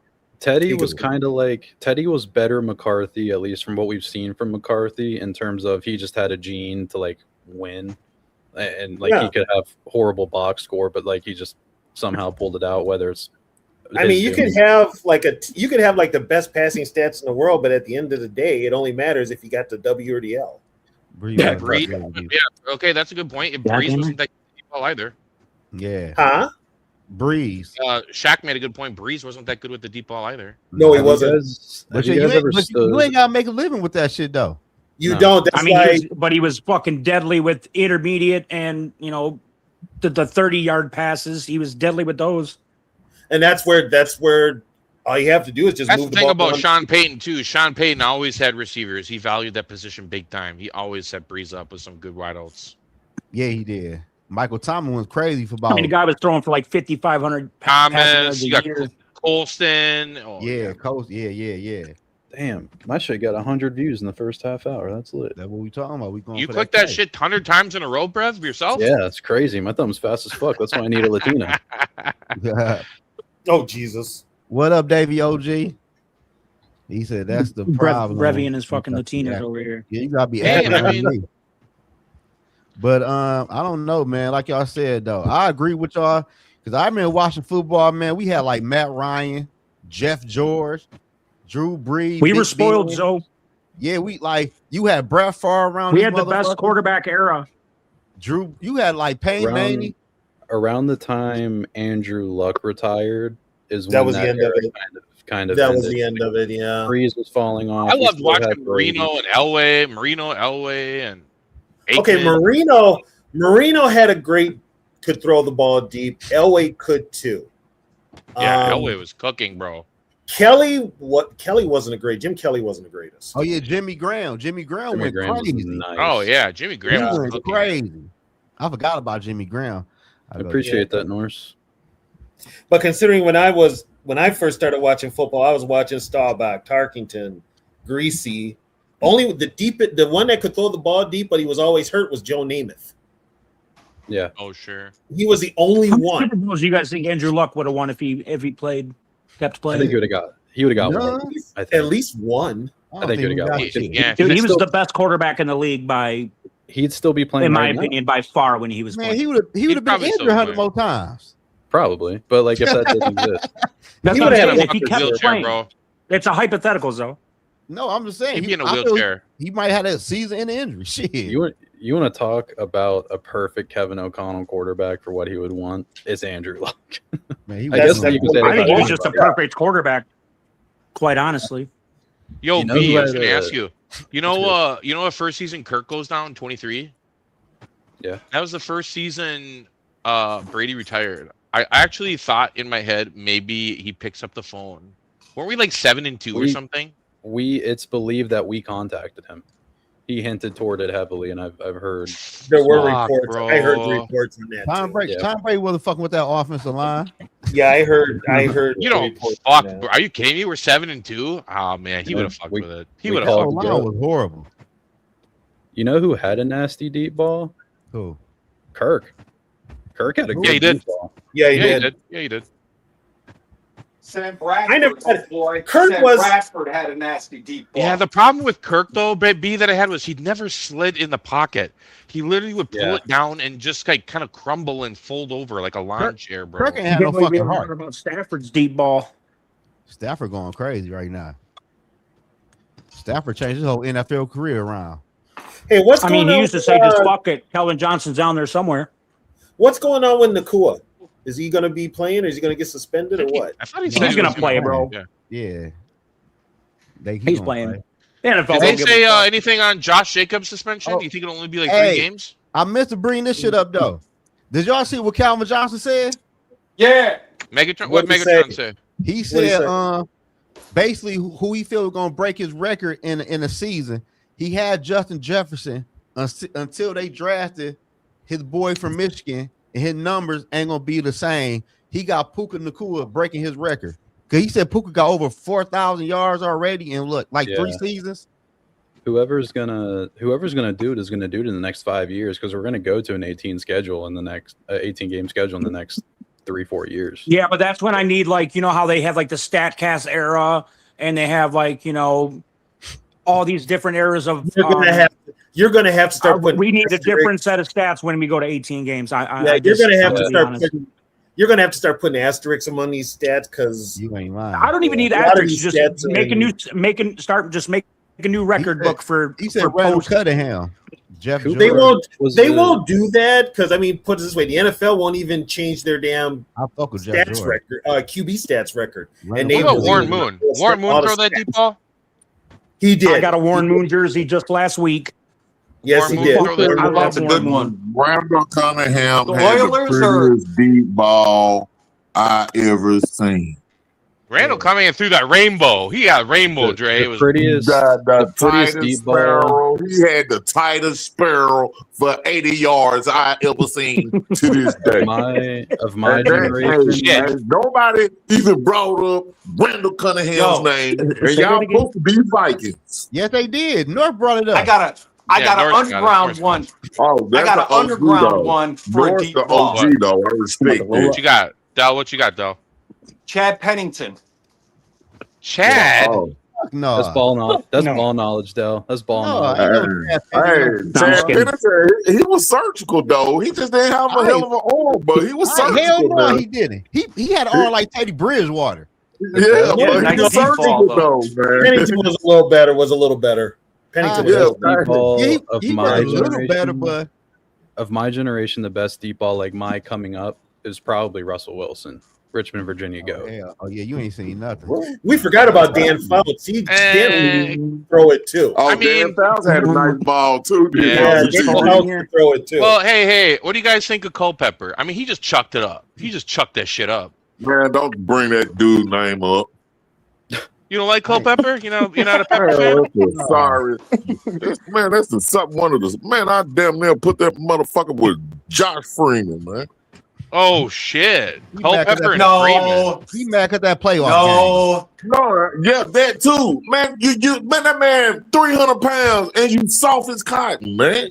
Oh shit! Are you fucking kidding me? Man, that man, Are you come on, trying to man. piss me off, Trey?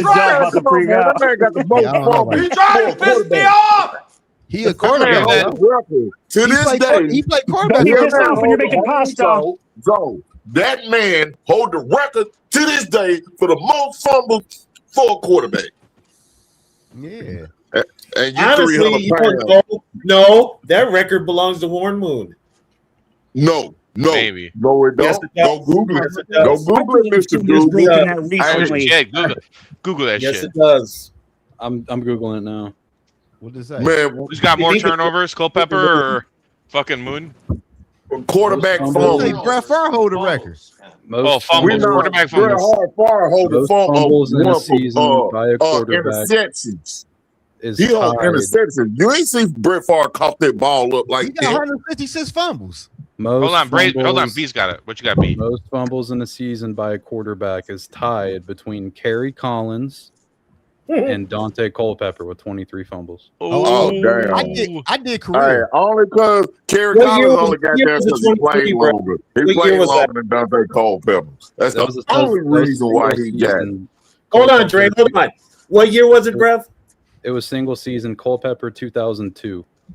Oh, okay. He fumbled 23 times in 11 games. That's crazy, man. Man, that's horrible. That's worse That's two fumbles a game. That's 2 fumbles a I fucking couldn't game. imagine watching that shit on Sundays, bro. Man, that is But I worse did than watch an Adrian 0-16 Peterson's whole season, so I career, can't. man. Okay, do you guys remember? Do you guys remember what was the knock on Dante Culpepper? Small hand.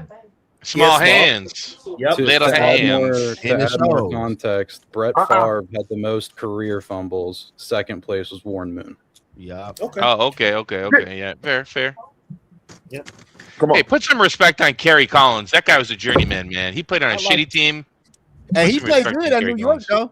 Yeah. No, he didn't. He had a pretty damn good career. He had a good year with the Titans, and he had a decent career with the Panthers. 2001. I know him off the Giants, though. 2001. Didn't he go to the NFC Championship with the Panthers? With the Giants, I think. The Giants. He shut out the Vikings. He went to the Super Bowl with the Giants. Yeah, he shut out the Vikings. Yeah, with Dante Culpepper. 2001 Giants. Kerry Collins is the one that fumbled 23 times. Damn. So like 2001 and then 2002. I can't imagine 23 fucking times. Them a lot of fumbles, dog. Oh, that would piss me off. Dang. That's worse than AD. Brev, how many did you? That matter of fact, that's 3 times worse than Adrian Peterson.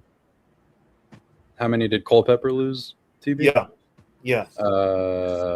Look like. Matter of fact, I'm pissed now.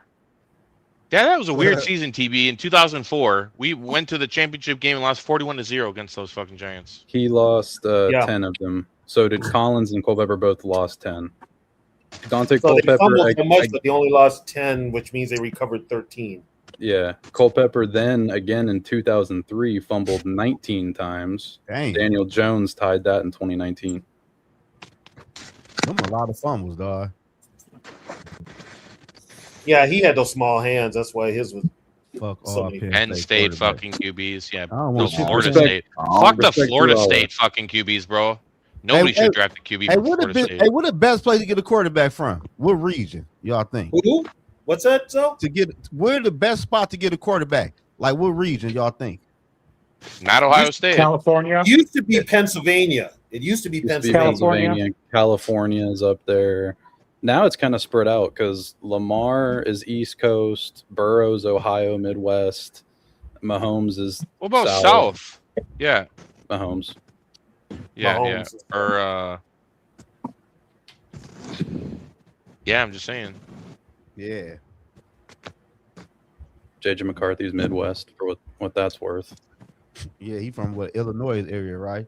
Actually, the real answer is Virginia, in this area of Virginia, because Michael Vick. That's a man. Know how long ago that was? Michael Vick. What 20? He was drafted in 02, 2026. We got Michael Vick, Tyrod Taylor, and Russell Wilson. Fuck y'all. You say you got who? So, fucking Vick, Tyrod Taylor, and Russell Wilson. It makes you wonder, though, B. It makes you wonder, though, if you know, people like with a brain back in when they drafted Ponder, like if Ponder even gets like a shot. I mean, we give that guy 4 years, and like no other team would probably even draft him where we drafted him. That class was bad for quarterbacks, though. It was a super bad class. When we took him, it was everybody was shocked because he was like consensus second rounder. Texas is on top. I didn't even have him in the second round. They must have panicked. They must have panicked fucking hard, bro, in that draft. B. They must have panicked fucking hard. You know why? You know what the Vikings? Ever since the Wilfs have got this team, the only team they pay attention to, who they want to compete with, is the Packers. So in a way, they want to get a quarterback and keep a quarterback as long as the Packers did with both Favre, Rodgers, and now Love, but they just can't get it right. Yeah, but they can't do it right. The Packers have had 30 years of good quarterback, but like as much as Jordan Love is nowhere near the level of Favre and Rodgers, but Love is still a good quarterback. They've had 3 decades worth of. Wasn't there a stretch though before Favre though that the Packers were absolutely it was like 20 years where the Packers had a revolving door on quarterbacks. Mm-hmm. We're at 50 I don't years. think Love is good at all, man. I really don't. Like honestly, the Packers had quarterbacks like Packers had a starting quarterback that ended up acting in the TV show In the Heat of the Night. All right, no. But how many franchise quarterbacks have the Vikings actually had, though? Franchise quarterbacks. I'd say we've had one. One Dante. One Dante. Maybe two with Dante. Maybe two. No, one with Dante. Frank was not a franchise quarterback. We're not talking. Okay, we say Fran's no. Fran's not a franchise quarterback. Texas is putting out the most high school quarterbacks. We talking about pros. We talking about pros. I'm talking about pros when they go into pros. Count up how many. Matt Stafford for one. Okay. He's from Texas. Okay. Quinn Ewers. I think he's gonna be a good one. He's from Texas. Man, stop it now. Hey, did you say Quinn Ewers? Yes. I thought he was gonna be good. Crazy. Man, the man signed $1 million contract in high school. Man, don't deny that, man. And he's in the NFL. We don't care about no high school. You know who else? You said a quarterback from Texas in the NFL. You didn't say what he gonna do. Yeah, you did good. Hey, Zoe, fix your camera, bro. We're moving the goalpost. The man went to high school in Texas. Hold on, Joe. The man went to high school in Texas. The man got $1 million contract, and he's in the NFL. He only been there for 1 year, though. Dre's cooking. You want to know some other quarterbacks from Texas? Jalen Hurts, Baker Mayfield, and Kyler Murray. That's what you say. Don't say no Quinn Ewers. Yeah. But Quinn Ewers, he was in Texas, man. Come on, man. That man was at college, man. Man, no, he wasn't. No, he wasn't. Where'd he go? Man, that man went. Art should have started for him. Archie should have started over him. Oh, yeah, he was at Texas. Yeah, Archie should have started over him. No, he said it's the reason why Archie didn't start. Come on, because they cared about seniority at Texas. Sarkisian's boy. Stark is a multiple college football champion. I believe. I'm not saying anything bad about Stark. I believe he knows a lot more football and watching them boys practice than we do. You say what? Don't give me that. That man watch that man practice every fucking day. Yeah, you say I just saying. Okay, I just saying. No, y'all don't get it. All I'm gonna say is y'all talking about Vikings franchise quarterback, and y'all didn't say Kirk. We didn't. Thank you, D Woods. Thank you, D Woods. Y'all didn't say Kirk. We didn't draft him. Kirk started for 6 years. We didn't draft him. You don't have to draft. Wait, is Drew Brees not a Saints franchise quarterback? They didn't draft him. Exactly. Drew Brees is a franchise quarterback for them. The Giants didn't draft him. Y'all gotta start including Kirk in that conversation. No, we don't. The Rams didn't draft him. He was. Why? For 6 years. It did nothing. He started for 6, but that's a franchise quarterback, though. I didn't say wins, though. You said franchise quarterback. A franchise quarterback is a quarterback. No. A franchise quarterback is a quarterback that starts for multiple consecutive seasons. Kirk started for 6. That's a franchise quarterback. Kirk started for 6. That's a definition of a franchise quarterback, bro. When you have a franchise quarterback is who you draft and groom them into be your starting quarterback, your franchise quarterback. Zoe was the only one that moves the goalpost, but you saw him do that, Tony. I said I'll call you on that shit. All right, D Woods, don't start with me, goddammit. Start with me. I got bros to get your ass. Don't start with me. Don't have it, TV. Look, all jokes aside, though, right? When y'all start talking about franchise quarterbacks, though, right? In my opinion, a franchise quarterback is a quarterback. I'm not going to say drafted because that's just going to eliminate a lot of players. It's your quarterback that starts for multiple seasons. Kirk Cousins started for 6 consecutive years. So in my opinion, as a franchise quarterback, he was a franchise quarterback for the Minnesota Vikings. He might not have won anything, but he's a franchise quarterback. But Will, can I ask you one question? Hey, Woods and B, I might be tripping. Ain't a franchise quarterback supposed to have some type of tangibles? He's supposed to have intangibles, bro. Like why y'all always trying to Zoe, don't do that. Come on, bro. Stop trying to shit on Kirk, bro. What is that? I'm being serious. No, you can't be serious. Quit moving the goalposts, though. Come on. Joe, you know before. Think about this though, Zoe. Think about this though, Zoe. Y'all get on here and y'all talk about Randall Cunningham. He only really played for the Vikings for one season. He was with the He Vikings. played two. He's with the He Vikings. played three. But He played three. one good year, 97, though. 98, One 99. good year. Kirk 97, had 6 consecutive. We didn't bring him up on no way, bro. But I'm just talking. I'm just saying. Y'all always bring up Randall Cunningham and shit like that. Did you let me just remind you? Let me remind you about Randall Cunningham when he was with us. That man was the 3rd string quarterback on our team. That's true. But y'all praise him, but y'all never want to give Kirk his just due. I actually fuck with that. Nobody like that. Why wouldn't you praise Randall Cunningham, man? He's one of the best fucking quarterbacks there is. Here's the reason I don't think of Cunningham.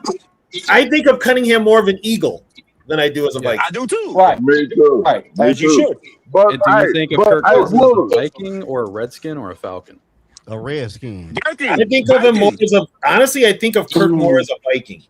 Yeah, me too. All right, I think there you go. everybody does. Franchise QB. Hey, guess who else was a franchise? That fucked up, nah. I would. Guess who else was a franchise quarterback? When I first met you guys, you guys used to flame me because I liked Kirk Cousins, and I still do, by the way. But the problem is like I've always defended Kirk Cousins, and he's always been a franchise QB. He just, I mean, he's also the biggest thief in NFL history with these contracts. But, well, that's a different discussion. The reason Christian Ponder was a franchise quarterback. Christian Ponder. No. Christian Ponder was a mistake. He started for 3 years. He was a bad team, but he was supposed to be our franchise. Was he or was he not? Was he or was he not? He was supposed to be, but he wasn't. Oh, okay. It don't matter. He was supposed to be the franchise. But he wasn't. We drafted. Yeah, because we made a bad damn pick. So what you trying to say? So what's he was a franchise quarterback. We took him in the first round, bro. He was a franchise quarterback. A franchise quarterback don't gotta be around one quarterback, bro. A franchise quarterback is somebody you invest. Can I lay this out? Can I lay this out? Man, hey, go. God damn, man. Are you gonna tell me after we lost Brett Favre and we drafted Christian Martin, he wasn't gonna be our franchise quarterback? You right. What you about to say? It didn't turn out that way. Let's not argue about Christian Ponder, though. A franchise quarterback is somebody. He was just supposed to be Hold a on, franchise quarterback. hold on. Let B talk. Shit. Let the whole world say fuck Drake. What you about to say, B? A franchise quarterback is somebody that you invest in heavily multiple times, starts many years for your franchise, and is just you build around him. It's clear that he's your guy. So is that saying that Kirk Cousins is like one of the best quarterbacks in franchise history? I'm not making that argument, but by the definition, Kirk Cousins technically kind of was, just because of how many investments we made in him, how durable he was until the end, how just he didn't miss a game until he tore his fucking Achilles. Exactly. So I think he missed it. And your wide receiver misses him as well because of COVID. Yeah. He missed one game because of COVID. Yeah. So, like, to me, that qualifies franchise quarterback. I don't think you have to draft him. Like, Sam Darnold is about to be the Seahawks franchise quarterback. That doesn't mean he's a top 5 quarterback, but that's just how I see it. That's how I look at it, too. That's the logical way to look at it. Y'all just want to be Kirk Cousins haters, man. Y'all need to get over that shit. We not even, bro. I'm not even speaking on that man. We don't like him. We don't like him. I'm gonna get y'all some therapy sessions. What the fuck? We don't like him. That's we just don't like him. What the fuck? Yeah, we don't like him. Okay, look. I'm gonna say this to him, and I hope y'all don't get mad. If y'all can't have a logical conversation about Kirk Cousins being a franchise quarterback, y'all opinions don't mean shit to me. We don't give a fuck. Like we give a fuck what you think. What the fuck? I'm just saying. Right. What's up, North? What up, though, North? What's going on this Monday, man? What's up, fellas? Man, shit. Damn, is it Monday? Fuck. Yeah, man, my fucking head hurt. Shit. Is that normal? Man, yeah, when I hop on this bitch, dog. Dang. Is my let me get a sound check. Is my air conditioner fucking y'all up? No, you No, sound no. here. No, we can't hear it. You sound great, bro. You look great too. I agree. Good I'm lighting there. screenshotting that. Oh man, y'all crazy, man. Just gotta prop up the fellas, man. Gotta prop up the homies. Hey, Brett. Sorry, Nug. Hey, Brev. Let me get you your top 3 quarterbacks under the most pressure this year, right now. That's a good question. That's a really good question. Whoever the Vikings starter is, if that's McCarthy or Murray, if it maybe even more so if it's McCarthy because he has to prove that he's the guy, but you can make that argument for Murray too. Like he's playing for free, but he's also playing for a huge contract. I think Burrow's under a lot of pressure because he needs to get over the hump even though he's been. And the Bengals have completely rebuilt the defense. I don't know if it's going to happen this year for them to mesh, but I think he's a guy I think of. Josh Allen, I put in that conversation just because again he's a guy that really can't get over the hump now. He's got a whole new, not a whole new coaching staff, a new head coach, but he's also got DJ Moore. Defense is going to be solid. Give you another one, Lamar, new head coach. Lamar needs to get over the hump, and I'd fuck it up for Nug. I'll throw out Jared Goff. Thank you. The Lions. That was my number one. I still think the Lions are going to be fine. I think the Lions will be good this year. But it might be time to start thinking about drafting another one. What does because Hendon Hooker didn't work out. You know what? What does everybody feel about Trevor Lawrence? He did great last year, and they're going to be better this year. You know what fucks me up about Goff is when he was playing with the Rams. Like if you could stifle him until you got the coach off the headset, he wasn't shit.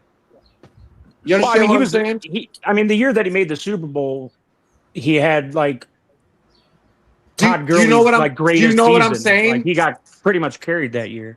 Like as soon as the mic goes off in the helmet, and he doesn't have the checks from the coach or the offensive coordinator, say he's definitely better. He's dead in the fucking water every time. I would say he's definitely better at that at this point in his career than he was with the Rams by a long shot. Oh yeah, wait. Because he has full autonomy of our offense once the mic is off. Like he could do whatever he wants, and you'll see it. He audibles almost every play, or he'll do checks and shit. He does a bunch of shit. The problem with him is, I keep saying our offensive line was so bad last year. All right, Tony. Hey, TB, get that ticket, man. See you, TB. All right. Yeah, I'm out. Later, guys. All right, hey, Tony. Say you love me. What? What'd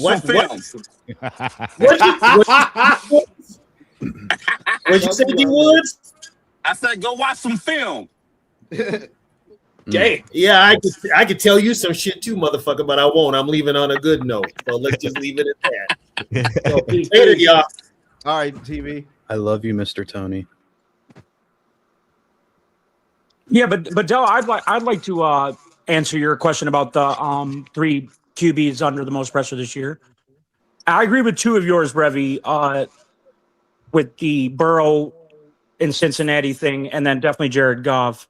Mm-hmm. But Baker Mayfield, I think, is under a lot of pressure this year because he's contract talking, playing a heavy game, talking shit, and like saying he'll show up for his team, but he's not going to settle.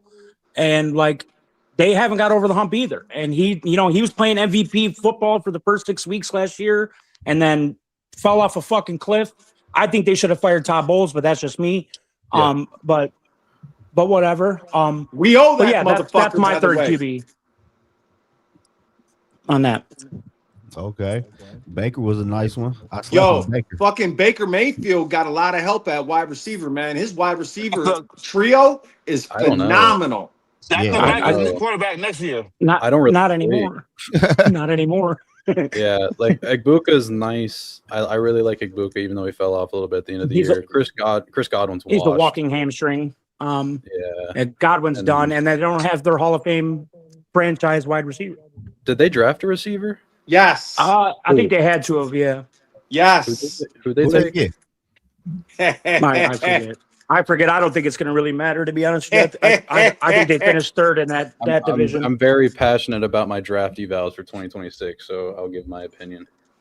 Who they draft, Dale? Hey, boys. Oh, did they take They took Ted Hurst. Oh yeah, no, fuck that. Hey, you mind if I revisit? I don't like Ted Hurst. Tony, what's up, dude? Ted Hurst is the man, yo. You say what now? Ted Hurst is the man. No, North. You guys mind if I piggyback on Tony's question with another question? Because he was talking about Trevor, right? Mm-hmm. I've got my answer on that because as far as Trevor, I think he's really coming into his own, especially after last year. But here is my question to you guys. And like I said, here I've got my own personal opinion on this, but they have Grant Udinski now as their quarterback coach. Do you think we let go of the wrong guy as our quarterback guru guy? There's certainly an argument. Yeah, who did you guys get in replace of him? Josh McCown. Well, he's talking more about letting Udinski go instead of like promoting Udinski to O'Connell's position, right, Norris? Oh, I wouldn't say O'Connell's position, but okay. I would say Josh McCown's position. McCown? Yeah, McCown. Like it's crazy. He's going to get head coaching interviews. I'm not a huge McCown guy. Like I like him. Is he really though? Yeah, he's already reported to be. Okay. Looked at. It's kind of crazy. I think there's something there, but Udinski, I think it was. I don't know if O'Connell. I think it'd be more because Udinski got promoted to OC from his quarterback coach position, essentially. So I don't know. Like I guess maybe O'Connell would have just rather had his lapdog Wes Phillips there instead of promoting Udinski and having too many cooks in the kitchen. But I wish we would have kept Udinski for sure. And the oh no, I was thinking about Liam Cohen for some reason. He's in Jacksonville. Yeah. Liam Cohen's Jacksonville. Trevor Lawrence. I think that goes a lot to it. Too. I mean, he really saved his ass after that Duval thing. Yeah. Cohen's a really great mind too. He's the guy that fully unlocked Baker in Tampa Bay. So, hey man, I like to give a little credit to Dave Canales too. I mean, for sure. I'd like to give a little credit there too because he's doing a good job in Carolina. See them coaches out like somebody that unlocks some shit with somebody. Yeah, and when did Bryce Young really start coming into his own? It's when Josh McCown left Carolina. It's when they started running the ball, having success running the ball, Brev. When McCown left, that's just the story of football. I mean, that's just you could say that about almost everybody. Yeah, bro, you all should. Oh boy, was cracking off 200 a fucking game, man. Yeah, that's a little different. You should all agree. The running game helps any and all quarterbacks. Yep. So we shouldn't really be calling it dumbing it down just because we're running the ball more. Right. Simplify. I have a problem.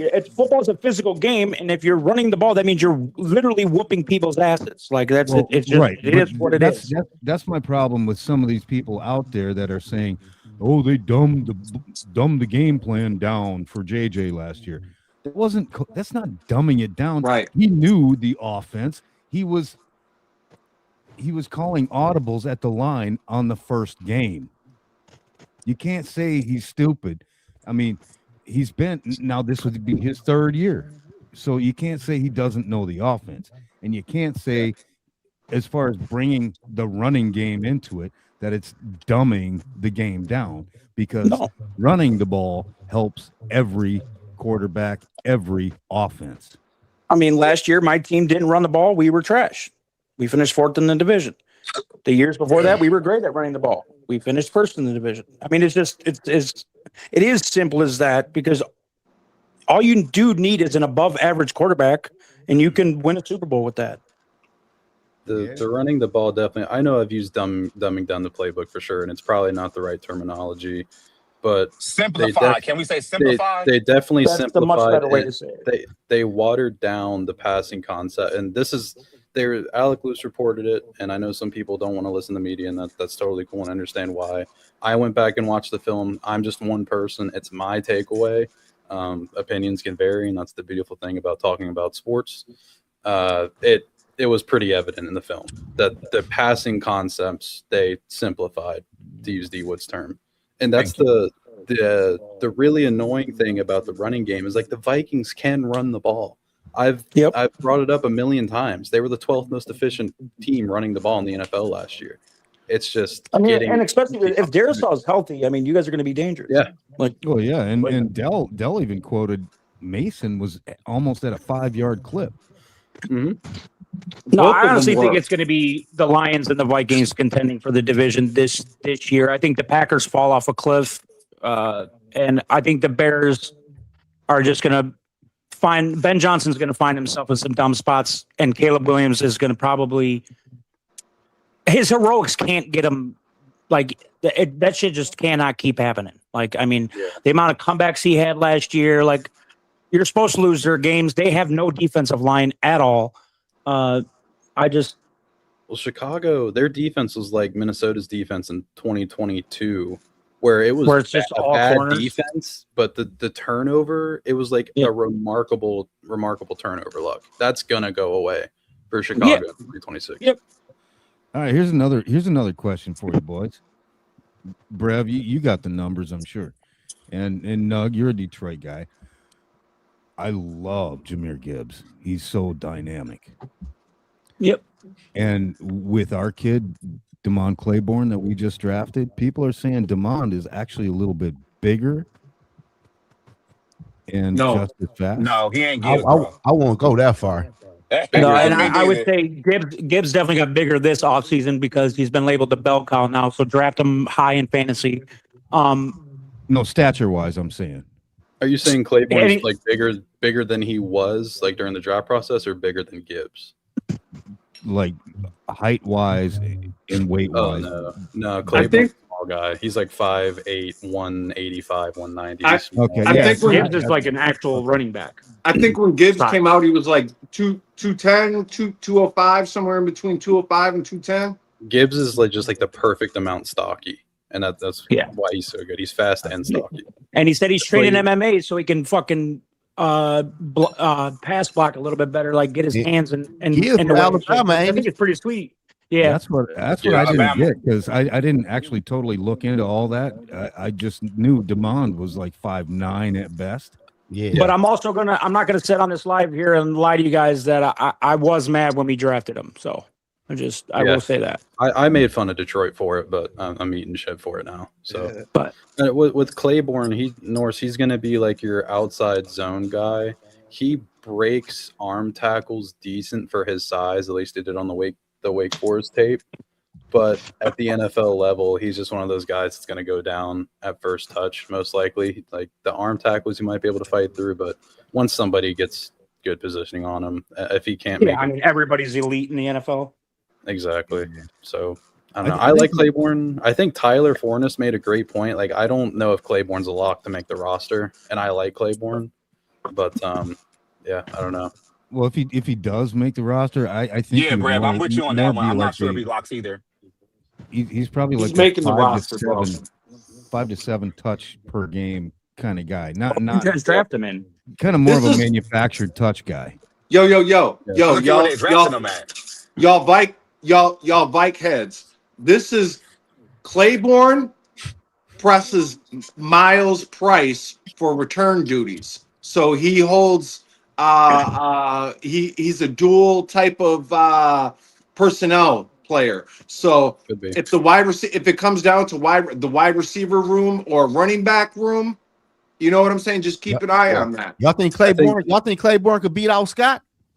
Yeah, I think he could. I'm not a huge Xavier Scott guy, but Dell makes a really good point, because Claiborne has got looks and OTAs and special teams.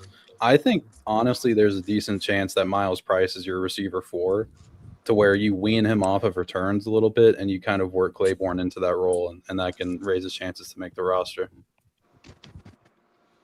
What round did you guys draft him in? We did trade up. Oh, okay. Back into the 6th round, but we didn't make a huge investment. Nah. Right. So it's definitely not a lock. O'Connell's going to use Price for the tush push then instead of Powell? Potentially. Yeah. Is that where we're going there? He wears number 4. Are we still going to see the tush push this year? Yeah. Hell yeah. Kelsey might pull it out. They put that shit in Madden. It's not going anywhere. I got to switch my name back to Positive Vibes. It's June. Yeah, I could see that boy coming back around. The Eagles still gonna use it. Shit. I think the Cowboys win that division this year. I agree, Nug. Yeah, I think I think they run away with it too. Run away. I don't know about run away. Who else is going to press them in that division? Yeah, I think the Eagles might still be there. Fuck no, bro. I think Philadelphia falls apart this year. I've been waiting to say that because I know that's an easy take. They defense too good. Thank you, Brevy. I agree. Yeah, that defense is way too legit, man. Yeah, that defense too really nasty. But how much do we talk about the dysfunction of like Kevin O'Connell and what we know or don't know about him? Like Sirianni, it's way worse. So that can bring an entire team down. I think the defense will still be good, but they're just so dysfunctional. But Sirianni ain't calling plays. Yeah, but he's the lead man. Well, shit, he did win the Super Bowl. I respect the hell out of Jalen Hurts, how he keeps on working and working, but there's only so much lifeline there. I think he's around the end of his chain there. I mean, look at the and the he might be, team. but the Philadelphia Eagles are not a quarterback dependent team. No. Look at all. Look at the same Eagles team from 2017. They go and win the Super Bowl. 2 years later, Peterson's fired. Foles is gone. Wentz is traded away. Their fans will turn on them quick. Yeah, the Eagles. They lose 4 games in a row. They're going to want Sirianni fired. They're going to they're going to be rioting in the streets. Philly doesn't play with that football team. Jalen Hurts looking for a new contract too, though. Is he?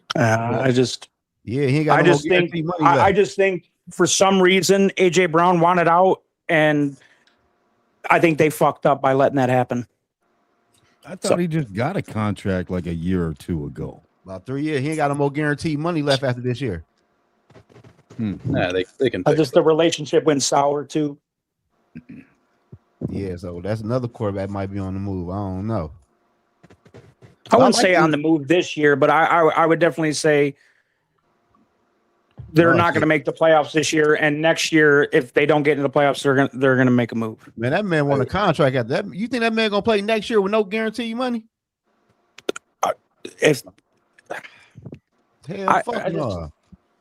Where is he going to go? Man, a lot of next year's QB class is decent. Like, there's going to be a bunch of QBs others shifting around. Like, are you really going to want to pay max money for Jalen fucking Hurts? Yeah.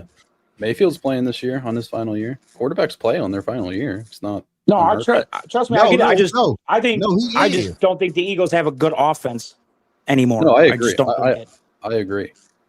I really like Devontae Smith, but I agree. That's it. That's literally. I don't like Saquon Barkley this year. I don't like their offensive line. I don't like anything about their offense actually. So going back to what Brev said, there's a great point there because, going from KLC's crazy, in-depth offense, there's a Philly offense that is like more high school level. It sucks to watch, man. Though I don't think you would be excited about it. But I mean, if you're winning in games, I guess. Winning though, shit. Well, how do you think Kellen Moore got that Saints job? Because he could tone it down. Yeah. Because he had Dak Prescott looking like God. Shout out to my boy Skull Mafia with the super chat purple gang in the building. What up, and he has Tyler Chalk looking like an above average QB. So I give Kellen Moore a lot of credit. I think the Saints will be decent this year. I can't wait to get monetization on my channel so Skull Mafia can send me money. Skull Mafia don't play. That's my guy, though. I can't wait to meet his ass at Skull fast. Mafia. Yeah, speaking of that, bro, we gotta start locking in plans for that, Zoe. I told you to text me. I got like 2-3 numbers with your phone. Yo, you guys are like sleeping on the Eagles offense, though. That's them. They got Mekhi Lemon, bro. And they got another receiver. They have Jalen Hurts. Bro, y'all think Jalen doesn't matter. They have Saquon Barkley, bro. He sucks everybody up to the box, bro. It's such a fractured coaching staff and player base. Like, they got Eli. Dude, they got Eli Stowers. Yeah, fucking A. Oh, they did get Eli Stowers. Fuck. Bro, why does the NFL let these motherfuckers do this? Didn't they lose like Reed Blankenship? Oh my God! Yeah, they lost some people. Fuck, bro. Yeah, do y'all really So trust Dak and the Cowboys in that Bro, defense? there ain't no way the fucking dude.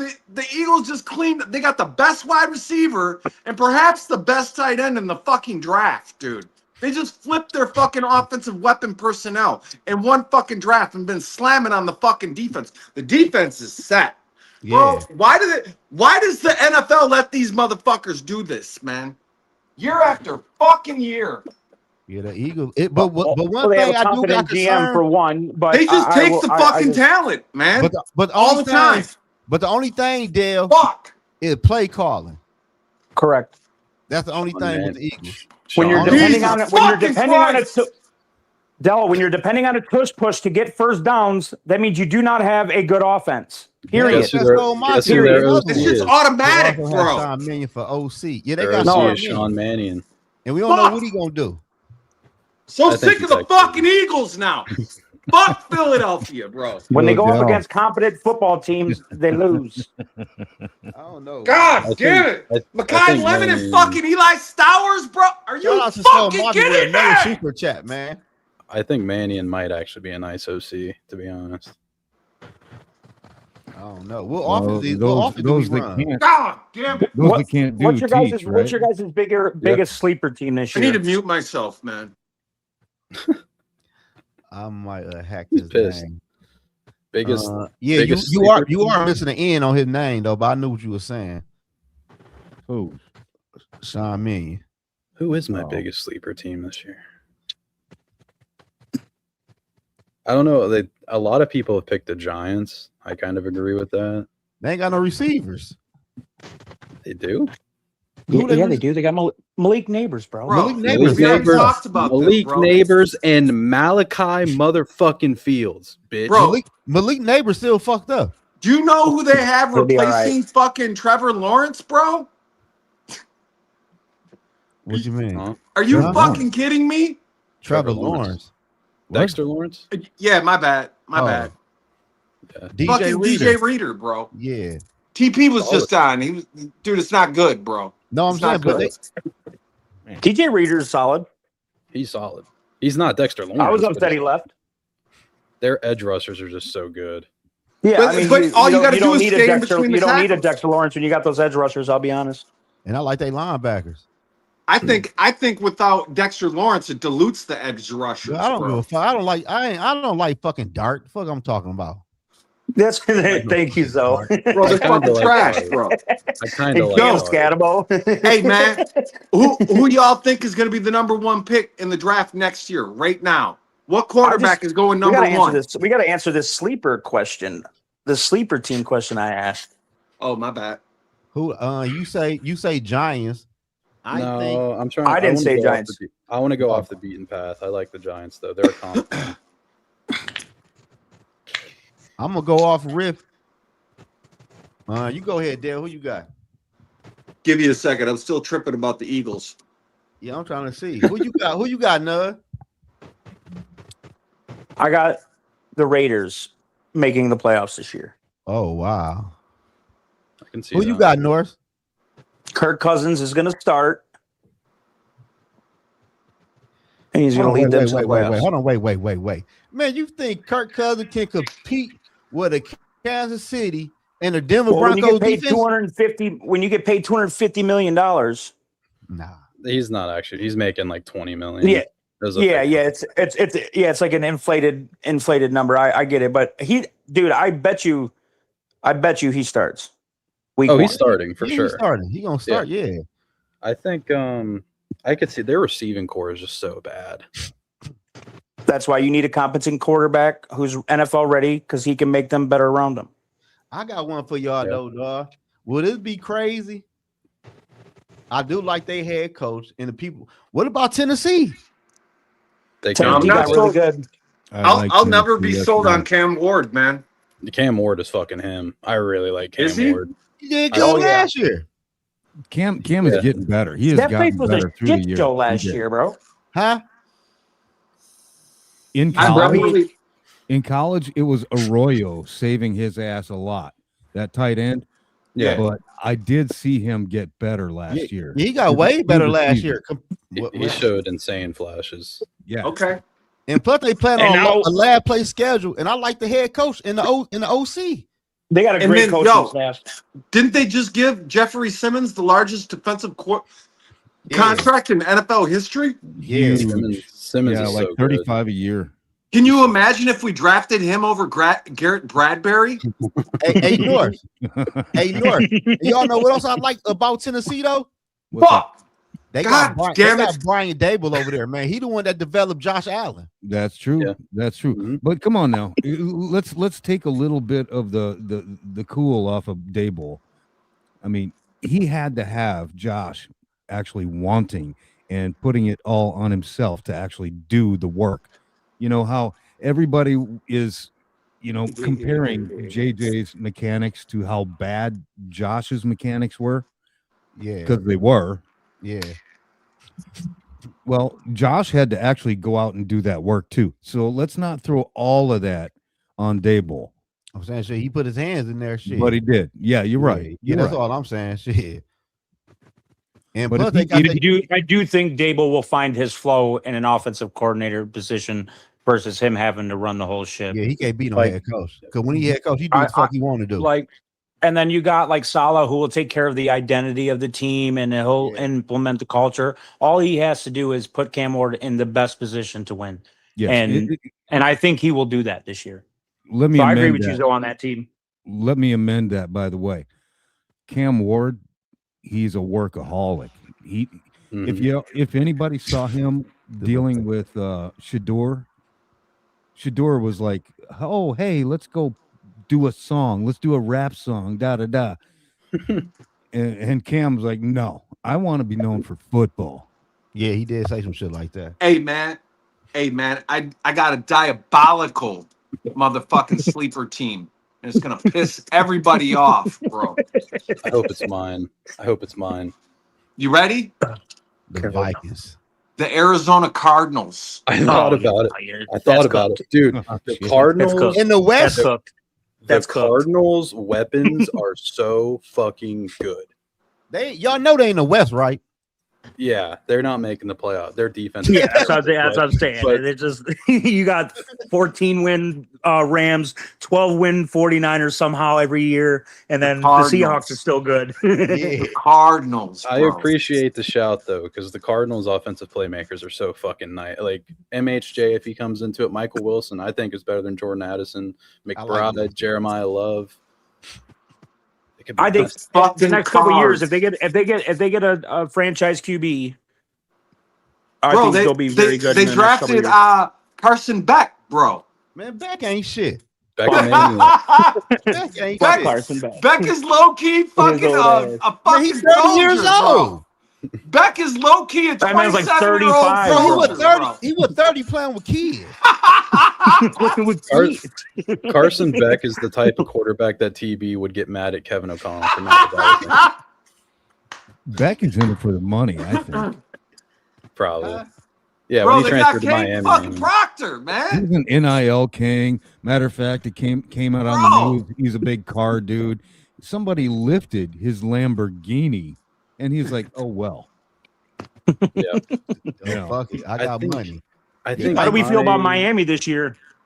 Oh, they're gonna suck. Top 3 picks. I agree. Top 3. I agree. They could be in the to answer your question, Del, from earlier. They could be the worst team. My the Cardinals. Yeah.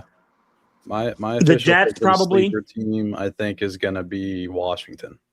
I couldn't get them to escape my mind for some reason. Rekindle what they did 2 years ago. Jaden Daniels healthy. I like their draft class. I like their running back. Did they get younger? Depthy. Yeah, they drafted good. They got Antonio Williams out of Clemson, receiver I really liked. Yeah. Yo. Tony Styles. I mean. Tony Styles is badass. Yeah, they did straight in the what was that? The Commanders? I like that. So it's gonna be the Cowboys and the Commanders fighting for that division. Fuck it. If you want to laugh, if you want to laugh, look at the Commanders running back room. They have like 4 or 5 of the same exact fucking running back, and it rocks. Like Katron Allen, Rashad White, Bill's a little different, I guess. They still have, I forgot his name from last year too. They got Rashad White. That's crazy. Yeah. Oh, dude from Tampa Bay. Mm-hmm. I like him though. I ain't gonna lie. Yeah, just my man stole the job. I like. He Oh, you was talking much about the better. rookie? Yeah, he's in his second year now, right? Yeah, What the you know fuck that is his name?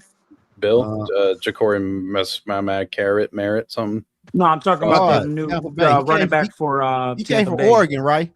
Oh, I'm talking about Bucky Irving. Yeah, y'all. Bucky Yes, Irving. yep. Yeah, we Didn't knew he that was- play at Oregon? Yeah. Is that what you just said? My Yeah. bad. Yeah. You knew he was gonna be the one though. After they drafted him, you know his time was on a little time clock. That's what you're supposed to do. You're supposed to draft a replacement now. That's why I'm gonna get O'Neal a contract. Draft a fucking replacement. They tried to. Guess where he played before Oregon, Dell? Not Minnesota. Texas A&M? Minnesota Golden Gophers. Oh shit! I don't know nothing about the Gophers, bro. I don't know nothing about the Gophers, bro. No, nobody's gonna hold that against you.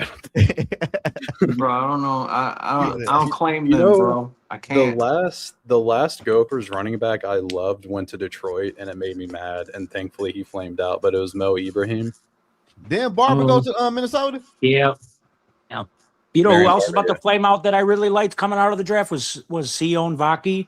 He's about to flame out too this year. Where he at? Mm-hmm. I think he went to Louisville. Louisville. It sounds or right. like some smaller school in Kentucky. Hey y'all, where did old boy from Arkansas go, man? From the Razorbacks, that running back from the Razorbacks. Went to the Raiders. You talking about Mike? Ashton Genty and Mike Washington Jr. Yeah, that's nasty. Yeah, Washington. Yeah. That's nasty, bro. What's up, D Money? Marion Barber. What's up, Dell? You know who I'm talking about? Marion Barber. Yo, what up, Money? Marion Barber, yeah. What's up, Remy? He didn't go to Minnesota. You look spry today. Yeah, Marion must have got some pussy, y'all. Okay. Is this a good thing or evil thing today? I went to Busch Gardens yesterday for Father's Day with the kids. That's what's up. How many kids you got? Retired. 2. Fuck that place. How old are they, D Money? 14 and one's about to be 6 next month. Oh shit, that's dope. Daughters. Dope. Oh man, You have any more? You gonna have some more? You gonna have some more? Mm-mm.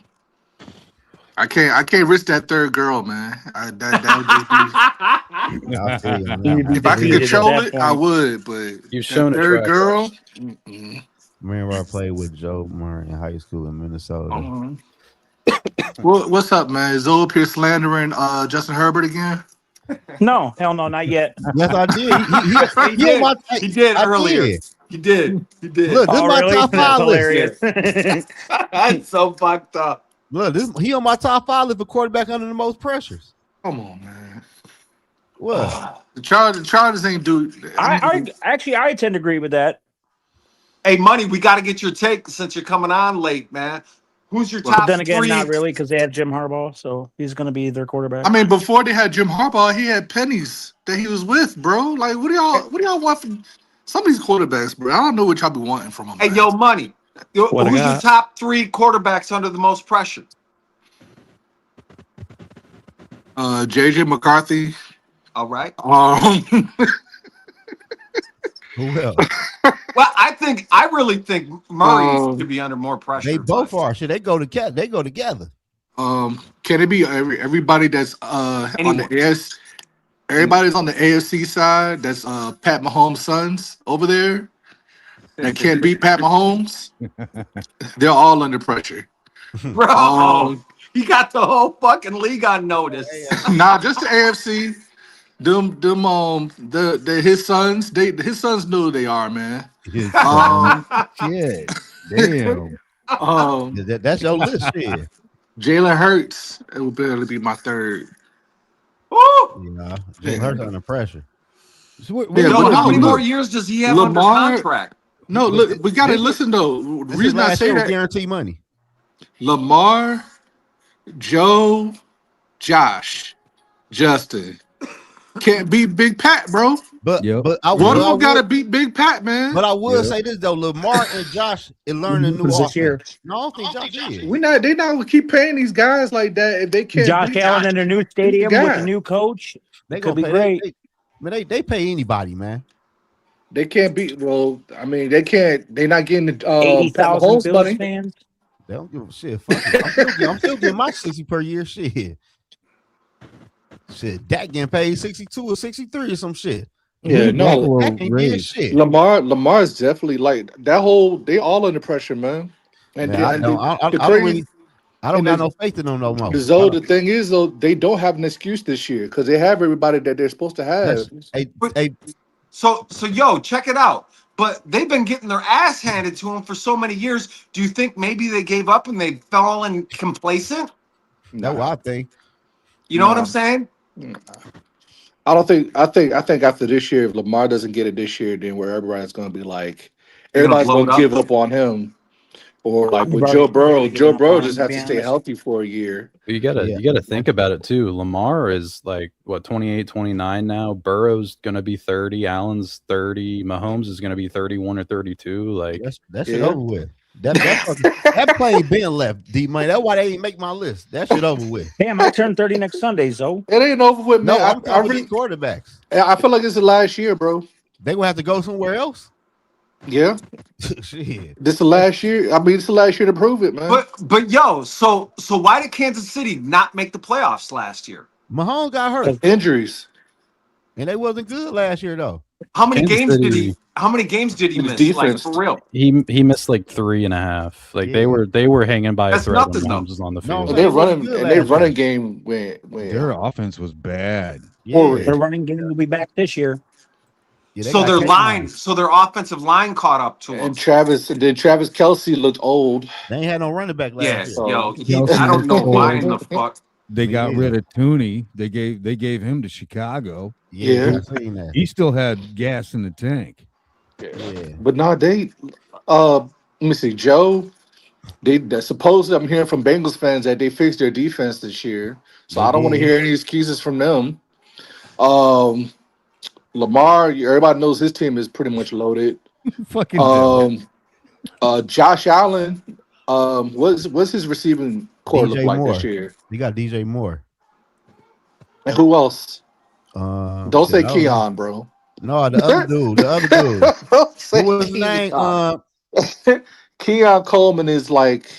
No, the other one that was big over there. He was small though, but he played good. Sherfield or something. Shakir or something. Some shit like that. Yeah, he's mid too. But that shit, it is what it is. Here is mid too. He said Pacheco. Pacheco was ass. Pacheco was I hate Pacheco over there. He got paid and fell off, man. Man, he was right. He got hurt. He got hurt. He runs hard to go nowhere. He broke his leg. Yeah, I guess why he broke his leg. Look how hard, like you said, he don't go nowhere. Hey, no, that y'all offensive stop. line. Hey, we've been having a good conversation. Let's leave Pacheco out of it. Oh, he was Yeah. You better just chill for a little bit. All right. My bad. But that's my man's now. But we had the same conversation, bro, about these same quarterbacks year after year after year, bro. When we gonna He's a perfect backup for Gibbs, by the way. They just like some quarterbacks just not gonna win a Super Bowl. So bro. this year, bro. If they don't He's no David Montgomery. If they don't beat him this year, last year was the best year. Happen. Last year was the best year for them. I'm gonna be honest. I'd rather have Pacheco at $2 million than Aaron Jones at 5.5. Oh yeah, I would too. Well, yeah. Also, dude, Aaron Jones. We need to delete Aaron Jones from the conversation. Sorry. Somebody need to kidnap his ass before week 1. What's Justin Herbert's team look like now? I know they got Ladd and then they got Quentin. Quentin Johnson is not good. It don't matter, bro. They get to the playoff and do the same thing every year, bro. I mean, he's getting there with actual guys that can actually play now. Didn't their entire offensive line implode Pennies last and year? nickels. Man, listen, man. I ain't here for the excuses, bro. Show me how you make the food. I don't want to see all the shit. I don't care about all that. All right. I'm just saying. Shit, he got paid like a top dog. Okay, so I'm gonna say we gotta see what they do this year, bro. Dame Jones. Oh yeah, he got every time paid. a contract's signed, it's the highest in the NFL history. That's why I respect the Dallas Cowboys. They got Michael Parsons ass up out of there. I ain't paying you shit. I like that.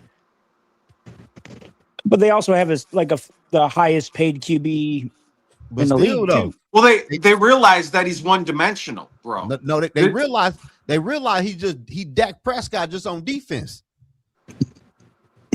That's a good take. Tell Aaron Jones that his hairline is washed up. Solid take though.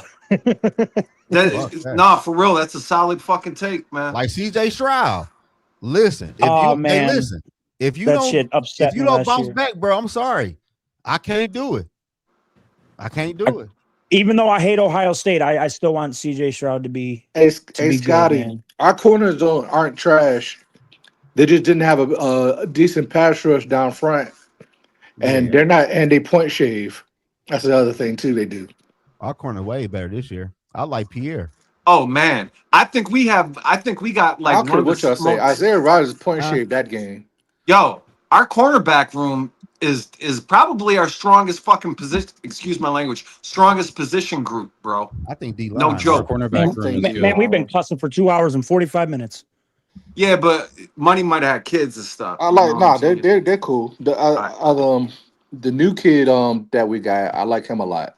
Pierre Charles motherfucking Demings. I've been telling you about him for months. He's going to be the Vikings cornerback one day. I promise. I think promise so, that he will be dude. the cornerback I one believe day. it. I believe He it. has some measurables to do it too. Yo, real talk, Brev. I drafted him on One Bar and Lumpigus show on one of their mock drafts, like right away before anybody was talking about him. Right after the combine. In the 5th round. Oh, the 5th round. Yeah. The more and more I think about that draft, and I've said it across, other programs as well. This is the best absolute draft that I can remember. Yep. With death players? No. For real. Who drafted them? I mean, we're not talking got to be starters right away. Oh yeah, for sure. But I think all the blue chippers are next year, but I got you. The two that I'm most interested in that I think are going to make big waves, Jacoby Thomas and Chuck D. Those are my two favorites right there. I love Jacoby Thomas. The thing that I love the most about him is he learned like 3 different defenses in 4 years. That kid is smart. He's physical. He's not that fast. His tackling kind of sucks, but you can coach that. His coverage is just good enough. I think he can develop into being something, a starter pretty quick. Yo, where did he transfer in from? I'm sorry, D-Money. You good.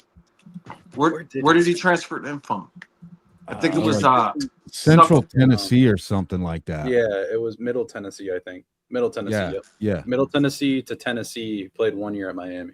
There we go. Look now. That's what it is. They're talking about Dylan Bell a lot from Georgia. Yeah, yo. Dylan Bell looks really, really good in practice right now. Good. That Addison replacement. We'll see. I don't know about all that. I need to see him out there playing before I say all that. Here's my big question on Dylan Bell. I mean, he's a UDFA.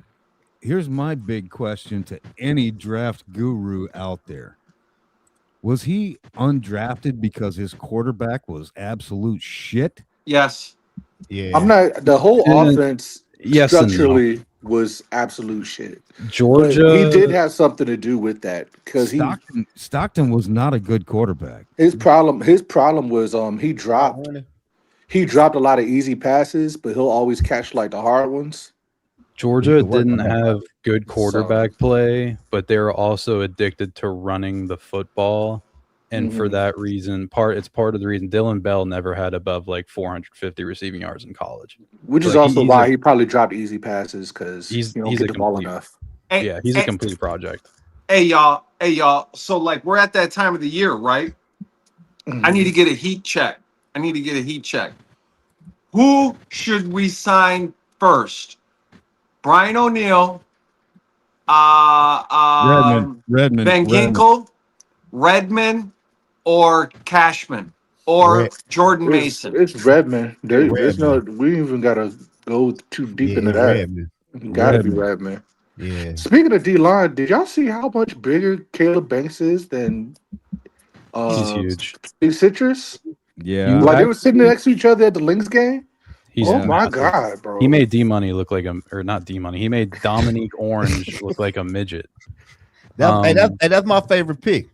On the Jalen Redmond. Caleb is huge, bro. If he works out. On the Redmond thing, the Vikings don't need to rush and re-sign him. He's a restricted free agent after this year. They hold his rights. They can wait. They can do that shit next offseason. They don't have to do it this offseason.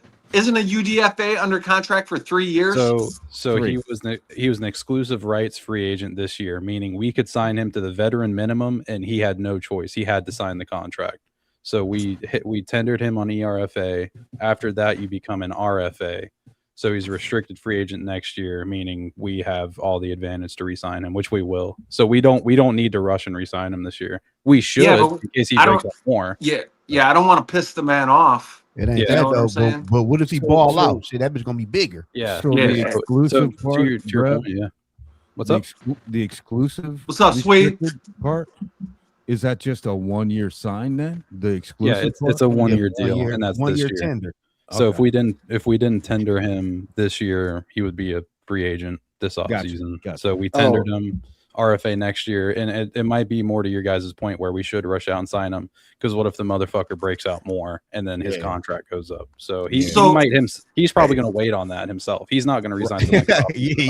So hypothetically, if we wanted to re-sign Pace, we'd just have him sign the veteran minimum.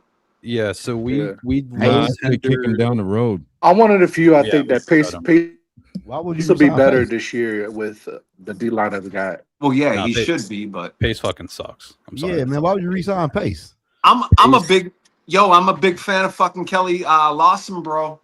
Kelly Lawson. So we low tendered Ivan Pace this season, which means we signed him to a $3 million deal for just this coming year. But any team in the NFL could have matched that and signed him. So, but no other team in the NFL. That's too much money. Yeah, nobody wanted to pay him that. So he's a cut candidate. We can just get out of that $3 million. Gold Day's going to take his spot. I agree. I'm not even a Gold Day guy. I agree. Somebody is. Shit. But we need 4 middle linebackers. That's the thing. No, for this year we keep him, but next year, shit, he out of there. That's what I'm saying, though. We need 4 middle linebackers. So if he doesn't make it, but shit, we might could pick up a nice running back when somebody get cut. Where money go? Shit. He got out of here fast. He froze. Oh, yeah. So shit, somebody might get cut. Shit, you know, people cut all type of nice players, do the contract and all type of shit. But I think getting cut. What y'all think about Teasley making the cut move and then bringing those former Seattle cuts in? Who we cut? We released an O lineman, Tristan Lee, and who the fuck was the other guy? Their names that don't matter. The two receivers we brought in. So Rudolph is a smaller guy. He's more of a gadget guy. He's definitely the better between him and Michael Briscoe, who's the other receiver we brought in. Briscoe had a season, missed like almost an entire season in 2023, I believe. And he got released from the Seahawks this offseason because he had a failure to designate some sort of physical ailment on his physical. So Seattle kicked him out of the door because he was hiding something, essentially. I'm kind of shocked Teasley brought him in. Especially coming from Seattle, man. They got all types of weird shit going on out there. Must be bad, bro. Yeah, but Rudolph is kind of nice. Rudolph is nice. I don't think he's going to make the team, but maybe Michael Parsons would be better. Yeah, that was kind of like 89 and 90, you know? Yeah. They're practice. One of them might be a practice squad guy. I don't give a fuck if Parsons come back or not. Honestly, shit. The fuck do I care for? They're going to be last place. They are, bro. In the NFL, bro. No, not no NFL. No, I think so, bro. Hell no. I'm telling you, the Cardinals are going to be the surprise team, and the Packers are going to be the worst team. In the NFL? Yes. Hell. Nah, I can't do that one. I don't even want them to be the worst team. I just don't want them to make the playoffs. Bro, the fucking I don't want them to get. I want them to is going to finish the middle of the pack. Cowboys, bro. I can't get on that one though, Dale. You by yourself with that one, my boy. So here's something for Nug. There, you're a Michigan Wolverine guy, right? Oh yeah, everything Detroit and everything Michigan. Hey, y'all just lost y'all coach today, man. Yeah, that was some bullshit. Thank you for your condolences. That was some bullshit. What you got? Don't laugh at me. What you got to say about our boy Max Bredesen? That's the one. All good things. That's the one. All good things. To be honest with you, I'm really high on your guys' team this year. Like, barring Kyler Murray starts and plays all 17. Because I'm not high on JJ, but that's just a me thing. I really love your guys' team, honestly. I'm purposely leaving the quarterback situation out of it because it's kind of a Modge Podge, so to say, and I'm not trying to shit on either one of them. And I y'all know who I roll with, and who I think I'm they not should. shitting on JJ. So I'm just saying, I think Max Bredesen, and I said who my two favorite draftees were. Max Bredesen is going to be a monster, I think, too. That's fair. Honestly, bro, I'm not taking the QB situation seriously until training camp. Like real I would say for like the Jim Harbaugh era and like last year, like you're gonna get the end of the really, really good Michigan defense, the run that they were on with all these good defensive players that are coming out of Michigan. It's gonna slow down a little bit for this next couple of years, just because they're giving all their money to offense. So, I would just, you guys are lucky. Y'all still rolling with that QB? Bryce Underwood, hell yeah. You don't like Underwood? I hated his spring training game. I'll tell you that. Didn't like what I saw there. He went for like two for 9 for like 14 yards. Same shit. No, he's gonna be straight though. I like the Bryce. Bryce a dog. I went and saw him at Bellevue and at Ford Field, but like it just, I hated what I seen. And Michigan quarterbacks are just not good. And Tom Brady's obviously the outlier, but that because I want to see the running back, y'all. How the running back gonna play for y'all? He from Virginia. I'm so fucking excited about it. I was about to bring him. He's from like 45 minutes away from me. He's fucking nasty. He's amazing. I'm so excited for him. Also, I thought y'all was gonna lose him because of the whole manager. We lucked into Whittingham. I'll be honest with you. I like Whittingham. Yeah, and I mean his time had run its course at Utah, but. So you've been there for what, 20 years? Yeah, and we needed somebody. Yeah, he was there longer than that because he was under Urban Meyer, I believe, at first. But he was like their head coach for a long, long time. But we just needed somebody to clean up this organization. We've had Jim Harbaugh cheat.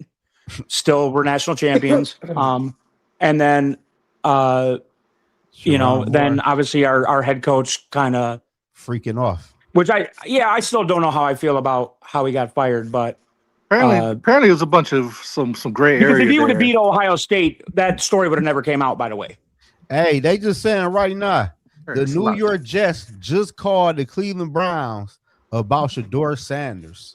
He might be on the move. Yes, Gino's got allegations now. He just beat the shit out of his girl. Gino? Is that what happened? Oh, yeah, on fucking camera, bro. Yeah. Well, I mean, on camera, he pushed her away and shit. Yeah, she posted on like her Instagram story. Well, the NFL don't like the domestic problems anyway. Oh no, so you're out of there. They like speeding tickets and hit and runs though. Yeah, Shedeur up out of there. They gonna try falling asleep in the freeway of LA. Hey, Norris, I was gonna ask you a question. Oh, yeah, that one too, bro. Yeah, D-Money, go. Tell me. How do you think Jettis feels that he's not the biggest superstar in Minnesota no more? I'm hearing it's Olivia Miles now. No, it'll never be WNBA. This is a Viking state. It doesn't matter. It doesn't matter how many championships. I would say you guys support your hockey team pretty damn hard too, though. It don't matter. Women's sports, sorry to say, they're secondary. They call it the Big Four for a reason. I mean, for what I seen her, she is amazing. Though. Shout out to Caitlin Clark. No, no, I'm not throwing shit on her. Oh no, I know you're not. I know you're not. And hey, God bless her. I mean, people are saying she's better than Caitlin Clark already. Great for her. Fuck. Yeah, we should give my wife Taylor Heisey on the Minnesota Frost. She should be the biggest superstar in Minnesota. The thing with that is, like, you don't have to just jump Justin Jefferson. You have to jump Anthony Edwards. You have to jump Quinn Hughes, Kirill Kaprizov, Buxton. Like, I would say the Minnesota Wild are like a Stanley Cup team next year, possibly. You think Edwards is the biggest star? Because you're going to get Dylan Larkin from my fucking team. No, he wants to go to Dallas. He put you guys on one of the teams too, because he wants to play with Quinn Hughes. Quinn Hughes wanted to play with us last year, and Yzerman's a bitch. So, and it just got reported, like, while we've been on the show, that his main destination of choice is Dallas. For oh shit! So Anthony Edwards on the move. That fucking pisses me off. No. Dylan Larkin. No, we were talking hockey for a second. Sorry. My hottest take, like, you know how people will sometimes rank Minnesota athletes, like everybody has like Anthony Edwards or Justin Jefferson number one. For a couple of years, my number one was Kirill Kaprizov. Yep. I think Kirill Kaprizov was better at his position than Anthony Edwards was at shooting guard, and Justin Jefferson was at receiver. Maybe not better than Jefferson at receiver, but how do you genuinely feel about Anthony Edwards? I'm out, y'all. Be good. All right, Dale. Later, Dale. Happy for you, money. Make me some linguine, man. I'm honestly not a huge basketball guy. Like, you can't pay me to sit down and watch regular season NBA these days. Oh, I agree. But like, I love Anthony Edwards. I mean, I call myself, I will support the Timberwolves if I'm going to watch the NBA outside of a playoff format. It's going to be the Timberwolves. I mean, I love Anthony. He's an absolute superstar. I don't know how I feel about the Timberwolves in general, though. Anthony is an exceptional talent. I just don't know if he's there yet mentally to take him over the top. And that's the thing, D-Money. I don't think he wants to be. Like, he's pretty adamant about, like, just being who he is right now. Like, because he could be. I think he's technically. I'm very high on Cade Cunningham, obviously, because it's a recency bias, and I'm a Detroiter. But like, Anthony Edwards is supposed to be the face of the NBA.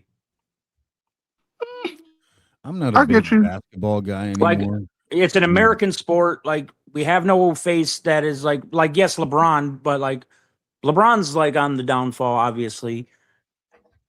Like, we need a new face. Who is it going to be? Well, they can't beat these Europeans, man. That's the problem. I don't want it to be Wemby. I'm going to tell you that right now, and it definitely can't be Jalen fucking Brunson. Can't be Shea either. He's a Canadian, bro. Not to play the downtrodden Minnesota fan card, because I'm not from Minnesota, so maybe I don't even really get to play it. But I don't know if the NBA I don't know if any major sport really wants their face to be in Minnesota. Like, Justin Jefferson kind of goes against that, I guess. But yeah, Jefferson is the number one. Jefferson's number one for sure. Yeah. As far as stars go, we've always had a star. Like, as far as being in the NFL, we always had at least one or two. I'm about to say, Norris, how many top 5 stars you think we've had from Minnesota over the tenure of Minnesota? Oh man, because I mean, it's easy to throw Randy Moss.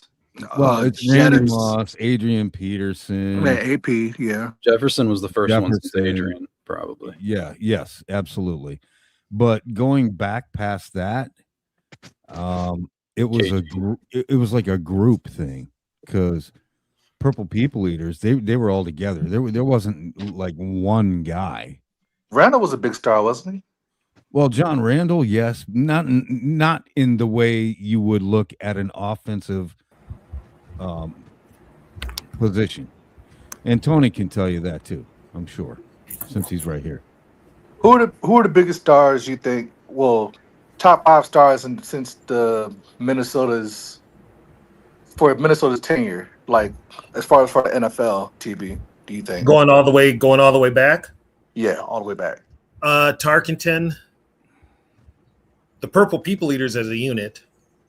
Adrian Peterson, Randy Moss. Would you say Culpepper? And no, I would say more John Randall than Culpepper. Yeah. I remember Randall had commercials, didn't he? Yeah, he did. He had the Nike commercial where he was chasing around the chicken in the chicken in the Brett jersey. Yep. Jefferson has to be up there now. Jefferson has to be. Jefferson currently now would be up there. Wasn't Jared Allen a star? He was, but he was kind of on the radar anyway with the Chiefs. He was kind of beloved. I think he's more beloved, like in-house than anything. Yep. But everybody has become into this whole fantasy football thing to where it's become crazy skill position offense, guys. And also, you know what though? Here's a funny one. A person that was well looked upon in the NFL, but wasn't very well looked upon up here because he was kind of a dick behind the scenes, Chris Carter. Yep. He does get shown for being a dickhead. Yeah, he wasn't liked in that locker room because he preached too much. And him and Robert Smith got into it because of that. Oh, he was Russell Wilson? Yeah. He was worse. Hey, TB, do you watch the what is that show? Minnesota Sports what they got Mike Morris and Chuck Foreman on. Yeah, I catch it every chance I get. We're completely forgetting about like Joe Mauer and shit. Well, for baseball, it's either Kirby Puckett or Harmon Killebrew. Yeah, true. I mean, but Joe Mauer was up there. Mauer was up there because he's the current star, but it was always before Mauer, it was Kirby Puckett, and before Kirby, you got Byron Buxton right now. He's mashing shit. Yeah, and they're probably going to trade him. I'm thinking about Darnold. I think Darnold could have been the one for us as far as for he would have been. I'm thinking like household names. Like I don't think Byron Buxton. Like for people that don't watch sports, I don't think people know who Byron Buxton is. Nobody knows unless you watch. But I mean, if you're a fan of all sports, which is, there's a lot of us, you know who Byron Buxton is. Yeah. Sure. Speak for yourself. Well, you're not. You're from Detroit though, Zoe. Oh. And I don't think there's Minnesota about baseball. There's literally Minnesota people because the Twins are so bad and people are so sick of the Twins, they don't really know who Byron Buxton is. Well, they're fucking doing great this year. Better than Twins. TB. Hold on. What they're like TB. It's more like it's more. I wouldn't say great. I wouldn't say great. Their ownership is horrible. I get that. They want the Pohlads to sell that team. Their team is definitely playing better than expected this year, for sure. And they're threatening with wild card spots because the AL is horrible this year. Yeah, when they did that fire sale last year, I was like, you know what? F this. They could get in trouble for that, but the league's going to strike anyways after this year's done anyways. So damn, they are. Yeah, hell yeah, they're about to be locked out. Yeah, I sat down before the beginning of the MLB season this year, and I was like, all right, I'm going to watch at least 30 Twins games this year. Fired up the first one. I made it like 2 innings. Dude, I'm a 162er, bro. Unfortunately. Here's the thing now with the Twin my team's 13 games under fucking 500. With the Twin Cities, your top stars are Justin, Anthony Edwards, Kaprizov with the Wild. Yeah. Quinn and Byron Buxton. Quinn as well. Yeah. Quinn Hughes, dude. But Quinn Hughes, but they got to sign Quinn Hughes. If they don't sign Quinn Hughes, it's a wrap. But he's going to sign there. But then the one that everybody's talking about now is they're talking about the girl that's in the WNBA right now. Yeah. I just said something about that. Yeah, she's D-Money pegged that. They're talking about her like she's Maya Moore. And as good as Maya Moore was, she's just as good or maybe even better. I haven't heard people talk about her like this is like almost getting like Breonna Stewart goddamn they're talking about her like she's Caitlin Clark. Zoe, we're getting a team back, right? Yeah, I read that. TB, Yeah, they're they talking got about her like people- she's Caitlin Clark. They got people saying she's already better than Caitlin Clark. Yeah. I did watch a Lynx game though. I don't know if she's the shooter that she is, but as far as playmaking, she's could be good. an argument made. She's good. She can also play defense. I got a question. Y'all think this is going to be the last year of Jefferson if we don't at least get a sniffer? It'll depend on Teasley. The salary cap goes up. Yeah, I don't think it'll be an issue to keep him. You also have to look. I mean, his only way out is if he forces it by saying he wants out. He can force it, but then you have to have a trade partner. How old is Justin Jefferson? 27. Just turned 27. Not even in the physical prime of his life yet. He's chilling. You gotta let him. But that your only he has had a problem with hamstring injuries lately. He has trade bait. That might be our biggest trade bait for next year, man. So I also think that they D Woods. I'm only back because I was going to jump on and tell everybody the Vintage Viking show is a go. Yay! And it will probably, if it's not Thursday, it will definitely be next week. What time? 7 p.m. Central Time, 8 o'clock your time zone, 5 o'clock on the West Coast. Is it a live show? Yeah. With Tech, right? Yeah. Vintage Vikings. It's a history show that I'm doing with Jedi and with Bill Dunkel Jr. That's what's up. So we're working on it. It's ready to go. The first show will be an intro as who we are and how we came to become fans of this headache known as the Minnesota Vikings. And hopefully we won't break down and cry because of all the bad shit that's happened. But oh no, we're gonna cry. Yeah, so it's it'll be either Thursday or next week for sure. It's happening though, folks. It's happening. That's what's up. In honor. One more question. Catch. What's up, D Money? Claiborne. Is he really getting the smoke? Like, is there really something behind the smoke behind him? We just talked about that. There probably is, which means the odd man out is probably Xavier Scott, or maybe it could be Aaron Jones. I hope it's Jones. It could be Aaron Jones. He's the best pass blocker, ain't he? Hey, none of them can pass block. That's the problem. None of them can pass block, but Jones is like by far the best. And Yeah, that's what I'm saying. So he's the best of the worst. Claiborne, Yeah, Claiborne has a really good pass blocking foundation. He just needs to weigh 25 more pounds. I think Claiborne returns kicks to start He a off. little light in the ass, huh? I think it's like a 75% to 25% chance Claiborne makes the roster versus doesn't. You are gonna run, guys. Thank you for letting me on, Zoe. Later, Nug. He text me. Nice talking to you guys. Later, Nug.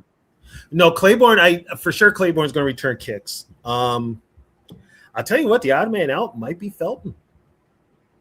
I agree. I've never liked Felton that much. Because I'll tell you what, they just signed Dylan Bell. Yeah. And the kid is good. I heard he did his shit. Yeah, he is good. Miles Price is looking good at receiver. Bell's been looking good. They just brought in those two receivers that I don't think are worth anything. So they're just camp bodies. Out of there, huh? And it doesn't matter. On top of that, a third-round draft pick by Kwesi, they can throw away now because Kwesi ain't even here. Oh yeah. Felton, that motherfucker couldn't even get open in college. Like he was awful against man coverage at Maryland. It was bad. I think Felton was more of like a gadget play for end arounds and maybe quick screens and stuff. A little bit because he ran like a 4.37, so he's fat. He could you could put him on clear out routes all day long, and he'll. You know who he probably is? He's probably like a Jarius Wright without the hands. Without the hands and more speed. Yeah, that's about all he is. Well, that's fucked up then. But he's probably making the team. They're still looking for an edge rusher, another linebacker. That's why I brought up Thibodeau. Is there a UDFA tight end that might make the? No, probably not. What do you mean? What they might sign or make the team? Or Yeah, might sign or make the team. they're looking at either Bosa or Von Miller. I'd rather take Clowney. I want I want Clowney. Shit. Clowney's out there too. He's a possibility. He played. Was Clowney in Seattle at one time? Nolan Teasley was the director of pro personnel in Seattle. Traded for him. Oh, so you know what? Clowney could end up here. Yeah, and he's still a top. I think Norris is probably tired of it because I've written this in so many chats that he's been in. He's still a top quarter percentile edge rusher by all advanced metrics. He played for a contract worth up to $6 million last year with a $3.5 million base. Like, he's still got it. So he's Yannick Ngakoue? You don't have to give him a lot of snaps either. No. Rotational number 3. Yeah, he's a rotational number 3, so you don't have to get a lot of snaps. And on top of it, he looks like he's a hand in the ground kind of guy, but he's not. He can play standing up. Yeah, that's another thing too. They need more guys that can put hands in the ground, though. They don't have anyone at the defensive end spot. Maybe Elijah Williams. We'll see what happens with Williams. Ingram Dawkins is now going to stand up. Yeah, but he has played with his hand in the ground, though. Yeah, he played all year last year with his hand in the ground. Now they made him an outside linebacker. So I think Dallas put up enough weight on him that he could do both. Here's my is it just me or does Dallas look like he's a little light? He is. He looks a little short, a little bit. He picked up. I mean, he weighs more than when he got drafted. I mean, he put up 15 pounds of muscle. Yeah. When we drafted him, I looked at him like, God dang, that brother's bony. But bony. For a linebacker, I was like, he got rocked up, Tony. He did get rocked up. Yeah. I'm still a little hesitant on Dallas Turner, to be honest. Like, I think he will be fine, but I think some Vikings fans are anointing him a little too early. I'm not confident he can immediately replace Jonathan Grenard's production. Well, we got to roll with him. That's the bottom line. Yeah, we have to. And we're doing the right thing where we're playing an early draft pick. Van Noy is probably our best fit. Yeah, but him and Flores hate each other. They do? Yeah, they had a falling. Who's that? Kyle Van Noy and Brian Flores. Yeah, they didn't get along. They didn't get along in New England. Oh, I ain't know that shit. Yeah, they didn't get along in New England. Damn. So there's quite a few. There's actually quite a few guys that don't like Flores. So that's notes of Van Noy. Yeah, you also immediately crossed off Van Noy. I mean, I can see right now, Golday is going to end up starting on the inside. I can see him playing next to Cashman. I think Wilson, Cashman, and Golday could all be part of a starting rotation. Yeah, I think Pace is the odd man out. Pace is probably. I think Pace is cut. I think he's a final. He might be cut. Yeah, they were just talking about re-signing Pace. I said, man, what the fuck are we talking about? Hell no. Who the fuck brought that shit up? I don't know, but they need to be shot. I said, what the fuck? No, yeah, if you know what it is, if you're talking about bringing back Ivan Pace Jr., either you're not doing your job, or you're being just lazy. Man, or y'all loved him his rookie year. Well, think of it this way. I didn't. I wasn't a big fan of his because he was too small. I never really spoke on him. Yeah, he was too small to me. Golday played on all 4 special teams as well.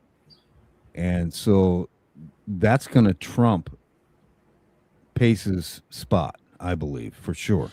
And Golday has the versatility. He has edge rushing. And he was an edge rusher. You know, nobody is bringing this up, though. We still got a problem on the offensive line, and it's the middle of the offensive line, and it's the center. Yeah. Brandon, they got this. What, you don't think he is? No, Brandon. No. He's a Band-Aid. He is a Band-Aid. Brando can play all the positions, and they just stuck him there because he can play all the positions. But there were times last year where he went in for Kelly and was getting jacked. Well, shit, they're gonna learn the hard way this year. He was getting jacked up. You should have drafted a fucking center high. I mean, well, they drafted a center in the 7th round. No, I'm talking about high shit. Fuck Tony, that was his first try. He never even played it before, though. So, I mean, he played center before. He did play center before. Yeah, Brandon Where? played center before. Where? He was playing center in preseason games. He was playing center in training camp. I don't remember that. Yeah, he was doing that. Okay. I mean, and he was anointed the job, which I think the Vikings were just being lazy. They didn't want to get another center, or I brought Jurgens probably gets cut too. Jurgens was not that was Dale that brought up the Ivan Pace. Jurgens probably gets cut too because he's not very good either. Yeah, the reason the reason that they didn't take a center earlier is because there was, I believe, a run on centers between the Golday and Dominique Orange picks. Yeah, and we took the tackle from Northwestern. Yeah, there was only like 3 or 4 centers, in my opinion, that were worth taking in the first 3 rounds, and they were just in a weird position to get them. It was like the running back position for the top running, but they were so we thought they took Max Bredesen over Emmett Johnson, but. Which the only reason you take Bredesen is because you're going to run the ball. Yep. Yeah, hopefully, shit. That's the only reason you take Bredesen. I was never a major Emmett Johnson fan, to be honest, so I wasn't that mad about it. I liked Claiborne a lot, so that kind of worked out. And we got fucking Charles Demings, bitch. Oh, Demings is going to start. Demings is going to start. I'm sorry, he's going to start. He's going to be cornerback 1 of this team at some point. He is. And Jacoby Thomas will start. I'm just putting it out there. He's going to start. I like that.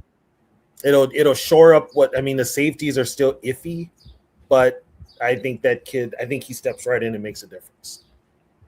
Yeah, he's got the IQ for it. I was telling them while you were gone, TB, he learned like 3 different defenses in 4 years and adjusted to all like beautifully during his college career. Like I think he can do that in Minnesota for sure. I bet you anything that was probably was definitely a Flores pick, but the fact that he's smart, the fact that he can pick up the defense, that tells me right there, if B-Flow has his way, he's not bringing back Harrison Smith. Man, why would you? He's going to roll with Jacoby. He's going to roll with Thomas. Might be. Here's the one we should be thinking about maybe getting rid of. Josh Metellus. Please. Yeah, if you play Josh Metellus as just a pure rover in the box, cool, whatever. Our linebacker depth isn't super there, so I'd be fine with it. At deep safety, linebacker, just make him a full-time linebacker. Fuck it. That man cannot play deep. Here's the thing. You got Ivan Pace who's undersized. Put Golday would take that spot, though. Golday would take that spot. Well, Golday's got flexibility, too. Hell, if they wanted to, they could put him on the D line too. I mean, just come on, think about this just for a second, TB and Brev. And Dre and Zoe, sorry. At that Joker position, like everybody's labeling Metellus. Golday has everything else that Metellus doesn't. Metellus is a little bit better at pass coverage underneath, and maybe that's unfair to Golday because we don't know. But just from what we do know in college, he was decent guarding vertically against vertical passing concepts, but his zone recognition time isn't there. That's going to come. I'm sure that comes with the play. But also, You know what though? Right. Throwing over the middle would be a problem with Golday because he's 6'5". My boy, what's the deal, Carl? Yeah. That just the fact that he's got that height over the middle would be a plus to the Viking defense because you never know where he's going to be, and plus he is that guy, right? And even on top of that, Brev, I mean, I think even you said that. I mean, when he was playing at Cincinnati, I believe it was like 29%. He was actually in the slot. Something. Yeah, but it was Cincinnati though. Yeah, but still, those are reps, Tony. They're reps, but those are the type of reps that you put him out there at this level, and you put him in a slot. Yeah, that'll kill his confidence quicker than anything. Yeah, but still there's a beginning there. There's a basis there. Is all I'm saying, Tony. Yeah, it's there. I would just put him where I know he would fit and would be able to show off his ability. That's either as an edge or as a middle linebacker. Sure. I mean, yeah, you played that in college. Guess what? We're not in college anymore. And a lot of pro coaches, yeah, you've got this flexibility, but it's up to the coaches when they get to the pros. Those pro coaches got to look at all this film and be like, okay, I'll never put him in a slot, but I will use him at inside linebacker, or I will use him as a edge rusher. Hell, you could even use him with his size as a hands in the dirt defensive end. Basically, I'm thinking a lot for Stolman. Right, and that would be great once in a crazy while, I believe. I mean, I think he's an actual off-ball linebacker that can be used as a chess piece in certain situations, and I think you both agree. Oh yeah, no, I wrote about it. Agree, I 100% think that Gold is going to have snaps at middle, snaps at outside. Sam, he'll have snaps at edge rusher. I think he's going to be all over the place, and that's the beauty of it. Because the more I think about it, the more I like that. Like, I'm not a big Jay Ward fan, but he can maybe have a little bit of something in the slot. Josh Metellus, Golday, you can not rotate them out with each other, but you can sprinkle them really wherever you want, other than outside corner, especially. What is Golday's? What was his 40 time? Like a 4.5, late 4.5.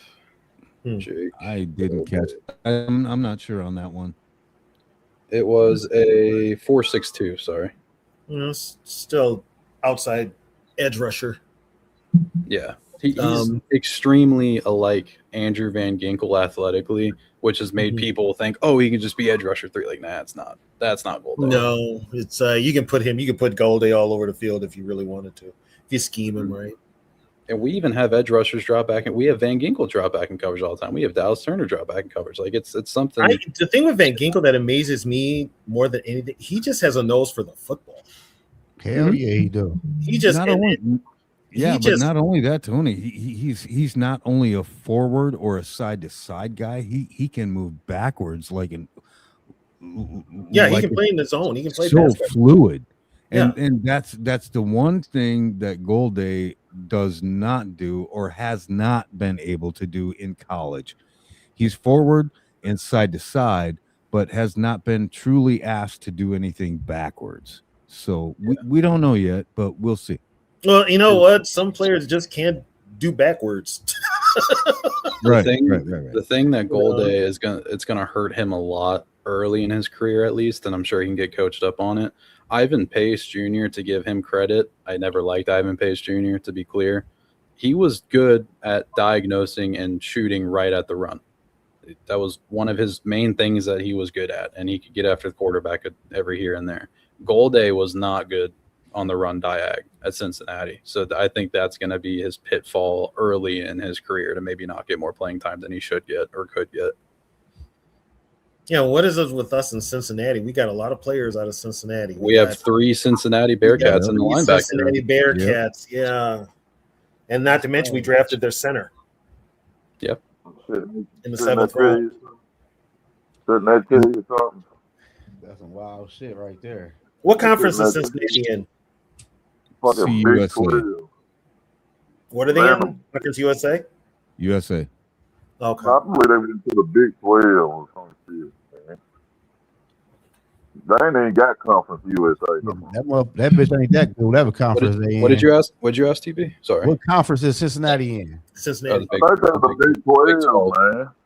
What are they in? The Big East? The Big They're 12. The Big 12. Big 12. They don't have the Conference USA no more. That shit over. The Big 12. I mean, these teams have changed around so much, North. So. I gotta go and look and see what conference is what now. I mean, shit. Everybody. The USA conference with like a couple years ago, it was Conference USA just a couple years ago. The CUSA still exists. Like Liberty and schools like that are in it. The smaller schools. Yeah, it's smaller part. They're not in the Big 3. They're they're like a step above the MAC, but below the SEC, ACC, and Bigs. Oh, okay. Okay. Yeah. So, but if you got 3 linebackers from Cincinnati already, that should tell you something. You ain't bullshitting. They defense ain't landing like that now. No, that should tell you we got some fire ass linebackers. They also said They also said that your possible starter on the D line, it's looking like it's going to be Elijah Williams next to Red. He got huge. Yeah, he got big. Banks was always ACC.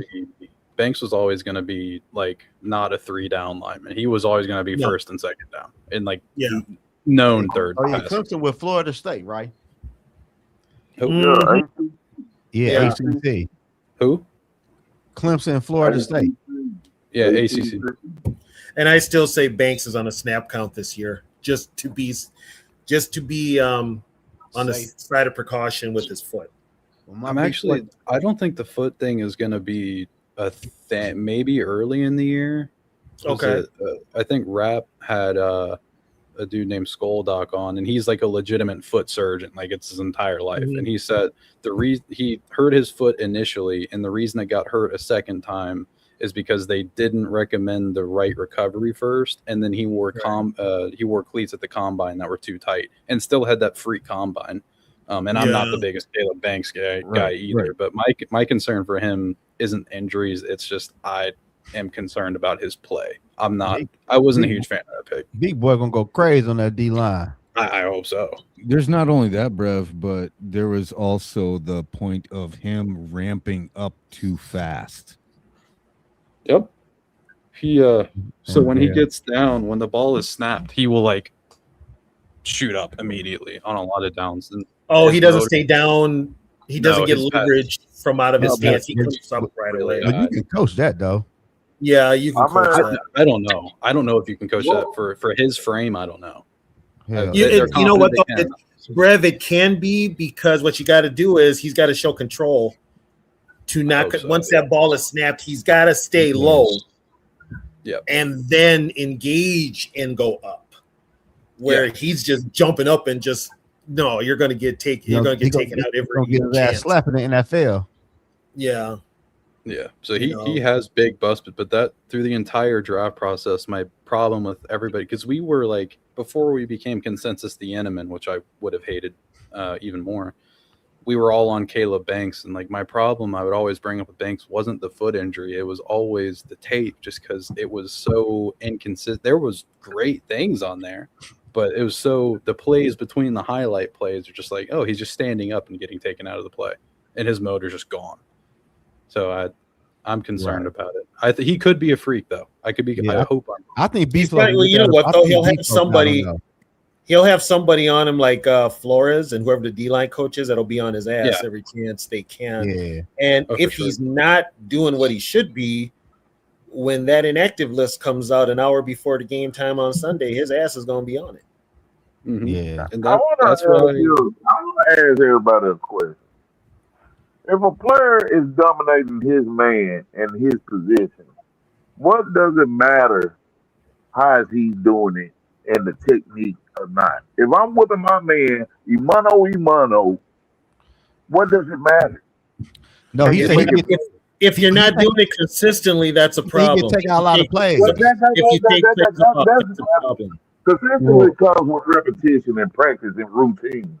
That's gonna come.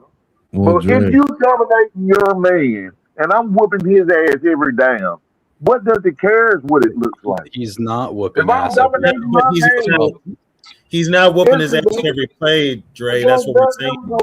I mean, the other players are competitive too.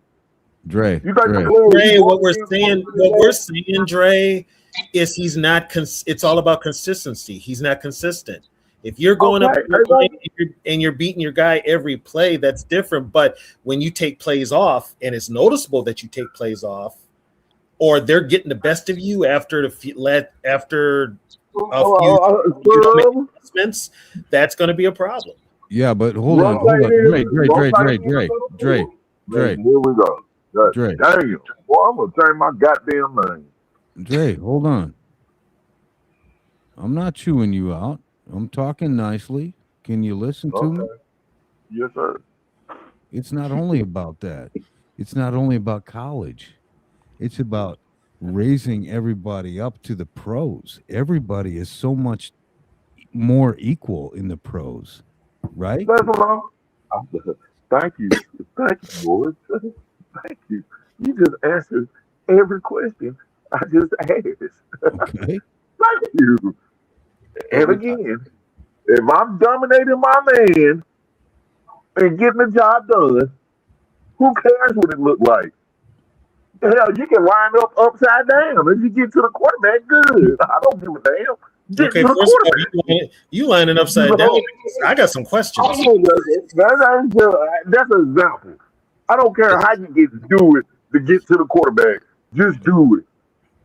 I'm just saying, if you get to the quarterback upside down, That's the point where the Vikings at right now. Just do it and show me, TV. Just do it.